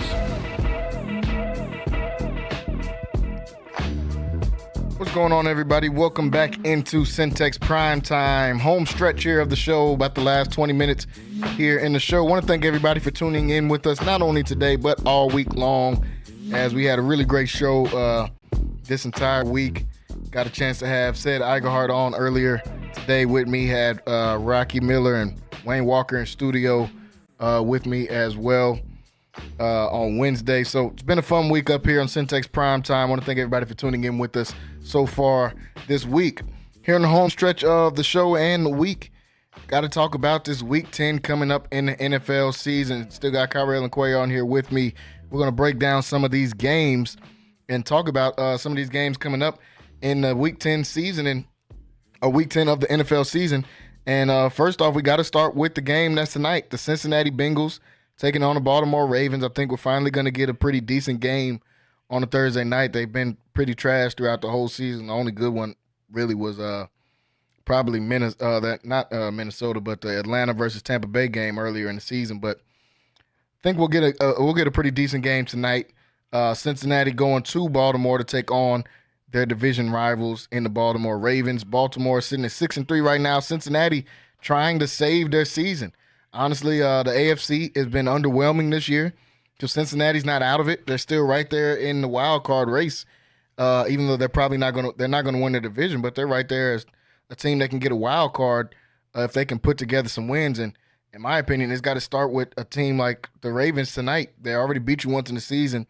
Getting swept by them is going to hurt you in division rankings, and it's going to drop you to 4-6 on the season. That's going to be even tougher hole to dig out of. Even though Joe Burrow's been playing at an MVP type level this year, his team hasn't helped him out at all. T. Higgins still out of the lineup too. That doesn't help at all. So fellas, what do y'all think about this game tonight? Kyrell, I'll start with you, man. Thursday night and coming on in about 40 minutes, 45 minutes. Baltimore taking on the Cincinnati Bengals. Yeah, man. This is a big game for the Bengals. I think that they're going to. This is a win that they need to grab for one, because those will put you one game behind Baltimore, right? So yeah, there's no telling what. I mean, Baltimore lost to the Browns like a couple weeks ago, so yeah, anything can happen going forward. Joe Burrow's return to starting to look like Joe Burrow again, or as he should, with his weapons out there. But Mike Gesicki's eating off of those two as well. But if I'm the Ravens, man, I heard you making the point earlier about Derrick Henry touches being down this game. Yeah, I'm definitely expecting the same thing, more of a drop back game for Lamar. Just a clean, quick passes, get the ball out of their stars' hands, just try to keep everybody healthy, but at the same time, move the ball. And on the Bengals side, man, I think I'm going to pick them in this game, because I'm expecting them to want to make a statement, and I think it's just going to mean more to them. The Ravens won the first trip. Both defenses got torched, and I just think that the Bengals have more to lose and also more to gain by getting this game. Because, hey, if the Ravens drop to 6-4 and the Bengals are sitting there with 5 losses, hey, who's second behind Kansas City at that point? It's just a toss up at there. So I think this is a really big game, and I'm happy it's on Thursday, man. Like you said, man, it's not. We don't get nothing. We rarely get good games on Thursday, so I know I know this one's gonna be a good one. Yeah, and I'm agreeing with all the points you made. This is a game Cincinnati's got to go win. It's hard to have a must-win game, I guess, this early in the season, even though we're about halfway through the season. This is kind of one of those must-win games for the Cincinnati Bengals. Quay, what do you think about this game here tonight, Bengals versus Ravens, coming on about 40 minutes? Remember I told you I really wasn't sold on Cincinnati. Yeah. I think Joe Burrow disappears and comes back with the magicians too much, and we watching players be too consistent or quarterbacks come in and do what they got to do. If they don't win, you know what the season's gonna be. This is the measuring stick for their team. But I think Lamar and the Ravens go in and handle business. I'm taking the Ravens in this one by at least a teddy. Yeah, and that's the same as what Vegas is thinking. They got them favor 6.5 points in this one. So I ain't mad at that. And they're playing at home as well. Cincinnati really blew the game that they had a chance to get Baltimore earlier in the season when they had that crazy comeback, and that game was a super high-scoring game. I don't think this one is going to be a high-scoring game, but I will take Cincinnati in the points. I don't know if they'll beat Baltimore, but right now with the spread being 6.5, I wouldn't be mad at going out to pick up those points there for Cincinnati. So that game comes on, like I said, about 40, 35 minutes now at this point. I'm not going to talk about the early game that's overseas, the New York Giants and the Panthers. I think whoever put that on the schedule for overseas people should be jailed. I don't know who thought that was going to be a good game, the New York Giants and the Carolina Panthers. I don't know what London did to deserve that, but maybe they did something and somebody's got a beef with London, because why would you even put that game on the schedule? But there's plenty of good games coming on this week, one of them being I almost said the Redskins, the Washington Commanders taking on the Pittsburgh Steelers. These are two teams that have been overachieving this year. Both teams only have 2 losses on the season. Russell Wilson trying to make his comeback. Jaden Daniels just stepping onto the scene and already in MVP conversations because of how good his team has been playing. Got them sitting at 7-2 right now, and it's a team I've been waiting to fall off and waiting for, the other shoe to drop, I guess you could say, on the Commanders, but it hasn't. They're a 7-2 football team, and they got to respect it. Dan Quinn's got these boys playing. They got 2 players coaches. We talked about this yesterday when we had Wayne Walker on the show. They got a players coach coaching both sides of the ball. They got Dan Quinn, who's a players coach. All his players love him. You see Michael Parsons talking about Dan Quinn almost every week on his little podcast that he probably should stop doing until he comes back and plays football. But he's talking about Dan Quinn all the time. Players love Dan Quinn. And then on the other side, Cliff Kingsbury, people want to play for Cliff Kingsbury, especially on the offensive side of the ball. He's very questionable as a head coach, But as a QB coach and an offensive coordinator, I think Cliff Kingsbury is really good at that, and he's made the game very easy for Jaden Daniels so far this season. Now, saying that, I think Pittsburgh is going to win this game. They're an underdog. They're a 2.5-point underdog in this one, and I'm definitely taking those points. I like Pittsburgh in this game. I like the way that Russell Wilson has his team looking right now. Honestly, they can stretch the field. They go and add a Preston Smith in the trade deadline. I don't know if he's playing this week. They go and add a Mike Williams in the trade deadline. I don't know if he's playing this week. But Russell Wilson gives them another piece, not really because Russell Wilson is so great, really just because he unlocks George Pickens. I think that's what Justin Fields couldn't do.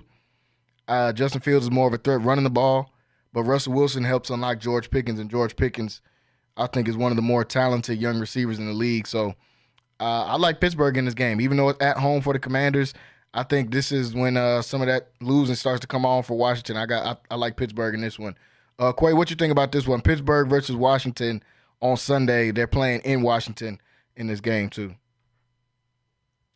Can we just all agree that having that guy at quarterback makes a big difference? The reason the Commanders are good is because Jaden Daniels is actually good. Yeah. We try to downplay how old you is, what scheme it is, and I'm not saying that to throw a shot at Bryce Young. It all goes back to coaching, and it all goes back to situation. I think Bryce Young is a great talent. I don't think you be that great at every level and get to the major level if you get out and play ball. Nothing's great has happened in Carolina since they blamed him. They threw Andy Dalton in there. They got no better. They're just not good. But that what game were we talking about? The Commanders and the Commanders, yeah. Steelers. So I think the Commanders and the Steelers are going to be a great. It's a coaching minds. We're going to see who's the better coach. We know what Mike Tomlin's going to come with. We know what Dan Quinn's going to try to come with. So I think this game going to be great. Like I think this game going to be very, very well executed and come down to the wire. That 2-point spread ain't that bad, to be honest. No, it ain't. I gotta go Steelers though. I'll take the Steelers in that game. I think their defense are gonna show up better against the Commanders. Yeah, and that's why I picked them too. I think the Commanders have a serviceable offensive line, but you're playing T.J. Watt and Cam Hayward out there in Pittsburgh. I think Steelers, and like you said, the coaching always plays a huge part. And I like Mike Tomlin over Dan Quinn, even though Dan Quinn is probably my coach of the year right now. If they don't want to give it to Andy Reid just out of voters fatigue, my coach of the year would be Dan Quinn right now. How he's got these boys playing. They were the number 2 pick in the draft, and now they're sitting at one of the top teams in the entire NFL. Kyra, what you think about this game? Steelers and Commanders on Sunday. It's probably my favorite game of the week, honestly. Yeah. We crack our jokes about Russell Wilson, but they look like a different offense under him. So all the stuff he took about how the situation in Denver went, it's just good to see him kind of turn around. And then number 2 is like I don't know about y'all, but I kind of have like a soft spot for teams that like are, let me just say it, like teams that like in black cities, so Baltimore, Detroit, and Washington. Really, I know they really considered a division rival, but I really never considered them like a real rival. I've always hated the Giants, and I've always hated Philly, but Washington was just kind of like, all right, whatever. Because they have been sorry your whole life. That's true too. That's true too. And then the one year they was good, it was RG3, so it's like, all right, cool. So I was just like, so it's always been kind of easy to just like when they win, So I'm really if anybody gonna win the division, I'm hoping it's them and not the Eagles. But yeah, man, Jaden Daniels is looking like the real deal. Like that Heisman wasn't a fluke, and Dan Quinn is obviously a good coach. The Cowboys are definitely regretting letting him go. But you at the same time though, you had to, right? You can't get whooped 40 to nothing or not nothing, but give up 40 points at home in the playoffs and think you're gonna should have got rid of both then. Be cool. Should have got rid of both. I agree, because you didn't extend Mike McCarthy, so you should have got rid of both of them. But yeah, this is my game of the week, man. I love the way Washington plays team ball. Like I feel like they play complementary football. Their offense never puts their defense in too much trouble. They run the ball as much as they can. Brian Robinson is great. And I'm interested in seeing the Russell Wilson resurgence, man. Like, everybody got so much to say about him, and I was one of them, you know? Like, I was one of them. Like, I get annoyed with all this little stuff that you do. You know, doing press conferences with your pads on, man. Like, he just asking to be roasted. He's just like, so corny. You can't help it's it. ridiculous. Like, he just asking to be roasted. But at the same time, man, if you're going to do all that stuff, you know, that's how I want my quarterback to be in the cool. Like, be the corny dude that's just like, come on, guys, listen to coach. You know, like, I want, if there's anybody on the team, I want my quarterback to be that dude. So, you know, as much of a bad taste that leaves in all of our mouths, then like, you know what, Paul? But it's crazy work. I'm just it's my game of the week, man. I'm definitely rooting for both these quarterbacks a little bit, and I'm hoping of course I'm hoping Washington wins, just because I don't want the Eagles to do anything. So I'm hoping Washington win the division at this point. But I'm very interested to seeing what changes with this team with Marshawn Lattimore out there. That's a move. That was a move, man. That was a move. That's the one weakness. That's what I'm talking about, man. Like, all you need to be is a GM. Your team has a weakness. You go fix the weakness. All right, that was their weakness. They secondary, and they went and tried to fix it a little bit. Marshawn Lattimore. Yeah, so I don't know what's gonna happen with George Pickens, but I'm very, very interested in this game.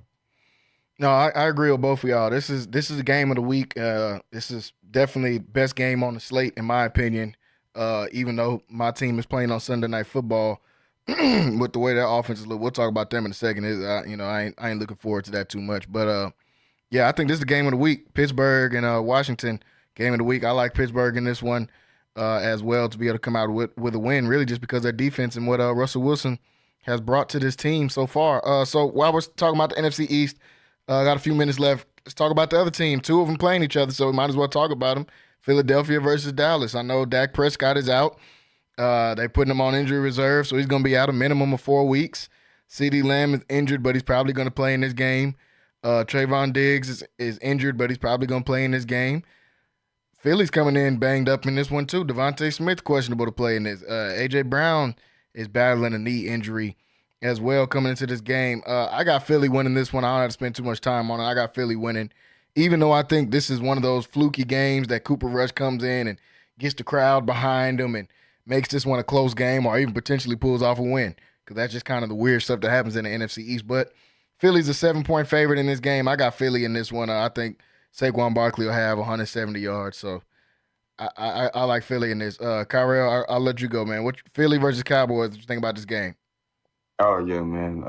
I know a bunch of Cowboys fans out there were ready to jump on, the train and be like, oh, man, yeah, Cooper Rush better than Dak and all this other stuff. I get, man, Dak's he's playing bad.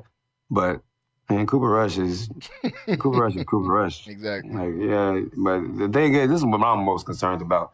So ever since Saquon has been in the league, man, he has never done anything against the Cowboys. Like, I think he has like one 20-yard touchdown against us. So we're well overdue for that Saquon game, and it's coming now. It's coming. Yeah. We've been ducking him for years. He's been injured. He's been on the behind the sorriest O-lines. He is coming, man, and I'm not trying to watch it. All right, so like this dude just jumped over a man backwards. Like, that's crazy. Yeah, that's crazy. We're not doing this, man. I'm not doing that. I'm finna watch something else. So I'll just watch Mike McCarthy do this one thing. He just ethered pretty much the whole front office this week. Man, the Frisco Star, man, it's on fire. Like, they not gonna be ready to play no football game, man. It's finna get ugly. And it's all gonna be because of Saquon. We gonna turn the ball over. Dude gonna have probably 2 rushing touchdowns. Jalen Hurts gonna run the touchdown in. If they don't have Devontae Smith, then I think it's gonna be a 4-touchdown game, all rushing touchdowns from their 2 running backs. And come on, man, you always want to throw the shot in and hurt. I couldn't help it, man. Yeah, man. I don't think this is gonna be pretty. Travis Travis Hunter 2024, man, or 2025. You know. Hey, you're not picking him, but I appreciate your fandom and wanting them to go and get Travis Hunter. But Travis is probably going to be number one pick. Y'all not going to have the number one pick. So you've already won too many games. You won 3 games. You already won too many. Panthers ain't winning another game. So you've already won too many games. Jacksonville probably ain't winning another game. New England ain't winning another game. So y'all will be somewhere in that top 10. I just don't know where at. Quay, what you think about? That's not even to say anything. Dallas defense is terrible. But they've been a problem last year. They couldn't stop the run last year. They can't stop anything now though. I think Anything. them and Carolina be probably the game of the week if they play for the sorry team rematch. And he already thinking about the draft, so it's always a Hope it, good man. season with it's always good with Kyrell already to hung his cleats up for the season, man. And I'm gonna pick. I'm gonna pick. I think the Eagles might not even go for 100 passing yards, bro. The running the ball gonna be so crazy. And Saquon might go for a record. Yeah. No, It's yeah. just like he's literally looking at the schedule, knowing who he could do. Oh man, he's at home rubbing his hands together right now. Facts. No, yeah, So, it's yeah, gonna be bad. I'm going Eagles, man. Yeah, we all pick Eagles on that one. I think I wouldn't be surprised by a 2-touchdown win. Even though, like I said, it's one of them janky games that, Cooper Rush might be able to do something. And for all the people that were saying, like Kyrell said, oh, Cooper Rush is better. And, oh, man, Cooper Rush went 5-1 last time he had to play in Dak this time. The defense was giving up 15 points a game. They giving up 15 points a quarter now. So that's not going to happen. Cooper Rush is not going to win probably any games. He might win 1 or 2 in this stretch that they got coming up. But, yeah, it's not going to be the same Cooper Rush y'all seen a couple years ago out there. One more game before we get out of here. Got to talk about my team. They got the Sunday night game against the Detroit Lions, who are playing the best football in the league right now, including Kansas City. Detroit's playing the best football in the NFL right now. They're sitting at 7-1. Jared Goff is probably my front runner for MVP. Like I said, I don't think they're going to let Lamar win another MVP anyway. But Jared Goff is playing phenomenal football right now, and the Lions are playing phenomenal football right now. They're rolling. I think I texted y'all the other day and said I think Jahmyr Gibbs putting himself in that conversation as being a top 3, top 5 back in this league. I think he's clearly their best running back. I think he might be, outside of Saquon, the best running back in the NFC. So with the way he's playing, I think Jared Goff and Amon-Ra haven't had an incompletion. Jared Goff hadn't had an incompletion throwing to Amon-Ra since like the second game of the season, something like that. So this team is rolling. The Texans, that's my team, but I'm always going to be objective. We can't block anybody. Can't stop a nosebleed right now as far as coming through the offensive line. Offensive line's been playing terrible. Nico Collins still out. Stephon Diggs still out. We got Tank trying to be a number 1 receiver, and he's not that. Joe Mixon's been playing good football, but with our line playing like that, there's really no point to talk about all the other parts because our defense is playing good. Even though they got some injuries out there on the defensive side of the ball, our defense has been playing pretty good. But without Nico, without Diggs out there, it's not much you can do with your O-line playing this bad. So, Quay, I'll go back to you. What do you think about this game, Detroit versus Houston on Sunday Night Football? Ooh, Detroit playing too good for they rolling. They locked in. They believe in what they coaching on. They quarterback playing within the scheme. He confident. Jahmyr Gibbs is a dog. Man. They defense flying around. They just, I don't know, man. They are playing their best football right now. But I think y'all got all the components to beat them. Y'all talented. I think this is gonna be a great game. One of the 2 of the better games is gonna go on, and I think I'm glad it's gonna be a late game for us to see what's going on. It's a measuring stick for where y'all at right now. Even though y'all injured, we're gonna see how the game go. But I'm gonna take the Lions though by a touch, probably by a field goal at the end. I think it's gonna be competitive. Yeah, I think it's going to be competitive. I got Detroit in this game too, even though they're playing in Houston and we're 4-0 at home so far in the season. But, man, the O-lines have got to play better. It's that simple. If the O-line was playing better, I'd pick Houston to win this game. Like you said, Quay, we got the components to be able to compete with anybody, even without Diggs and Nico, in my opinion. But with the O-line playing that bad, C.J. Stroud is getting killed back there, and there's nothing you can do without any time in the league. I think he's got sacked 30 times. 30 times so far. That's the most, second most in the league, only behind Deshaun Watson, who's been sacked 33 times. So getting hit 30 times, bro, there's nothing you can do. This Detroit team is rolling too. Kyra, what you think about this Detroit versus Houston game on Sunday night? Yeah, man. So I know it's probably like most people would probably say this is the most intriguing game on the schedule this week. But for me, the Pittsburgh-Washington game is just like I don't have a dog in the fight, so it's easier to watch. Yeah. Like I said, I like Detroit and I like the team they built. But after Philly fans, Detroit fans is right after. I do not like them, bro. Like, man, you never even met a Detroit fan until they beat y'all. I seen them. Exactly. And I don't like the way they talking, man. Like the last 80 years ain't happened, but whatever. And then two, the other dog in the fight is I can't handle no Jared Goff MVP. Man, come on, man. I need Lamar to get that number 3, man. So I'm not buying that. This dude, they had like 400 yards last week, the week, and Jared Goff ain't have none of them. I know I'm exaggerating, but y'all get the point. Almost none of them. Yeah, so I don't want to hear no Jared Goff MVP stuff. Him and Slant Boy 2.0. I'm not trying to hear that stuff, man. Yeah, man. Shout out Michael Thomas. But I'm really hoping y'all slaughter them, man. And I'm hoping that, you know, my comparison of Josh Gordon, and I know you said Nico Collins isn't playing, but I thought he might be coming back this week. It's potential. You know, I'm not trying to get my hopes up. It's potential. It's already Thursday, and it's already Thursday, and they ain't said it. So like, what we talking about? Yeah, right. Okay, you don't want to talk about it until right. All right. Well, I like to temper expectations. He projected on fantasy, so you know I feel like they always know something, man. So I think he gonna play.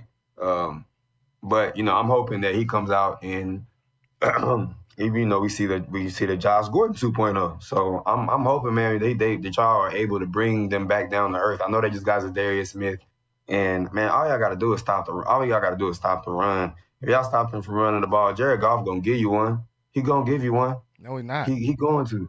But you know, I got faith in y'all. I got faith in C.J. Stroud. I got faith in Nico Collins. I got faith in Jalen Petrie. You know, that's probably my favorite player in y'all defense. I'm really hoping that y'all are able to pull this out, man, because I'm not trying to hear no Jared Goff. Man, stop, bro. Hey man, you can't hate on Jared Goff. And one, he ain't gonna give you one. You talking about just stop the run, he ain't gonna get. That's the whole reason he gonna win MVP, because he don't turn the ball over and he play great football.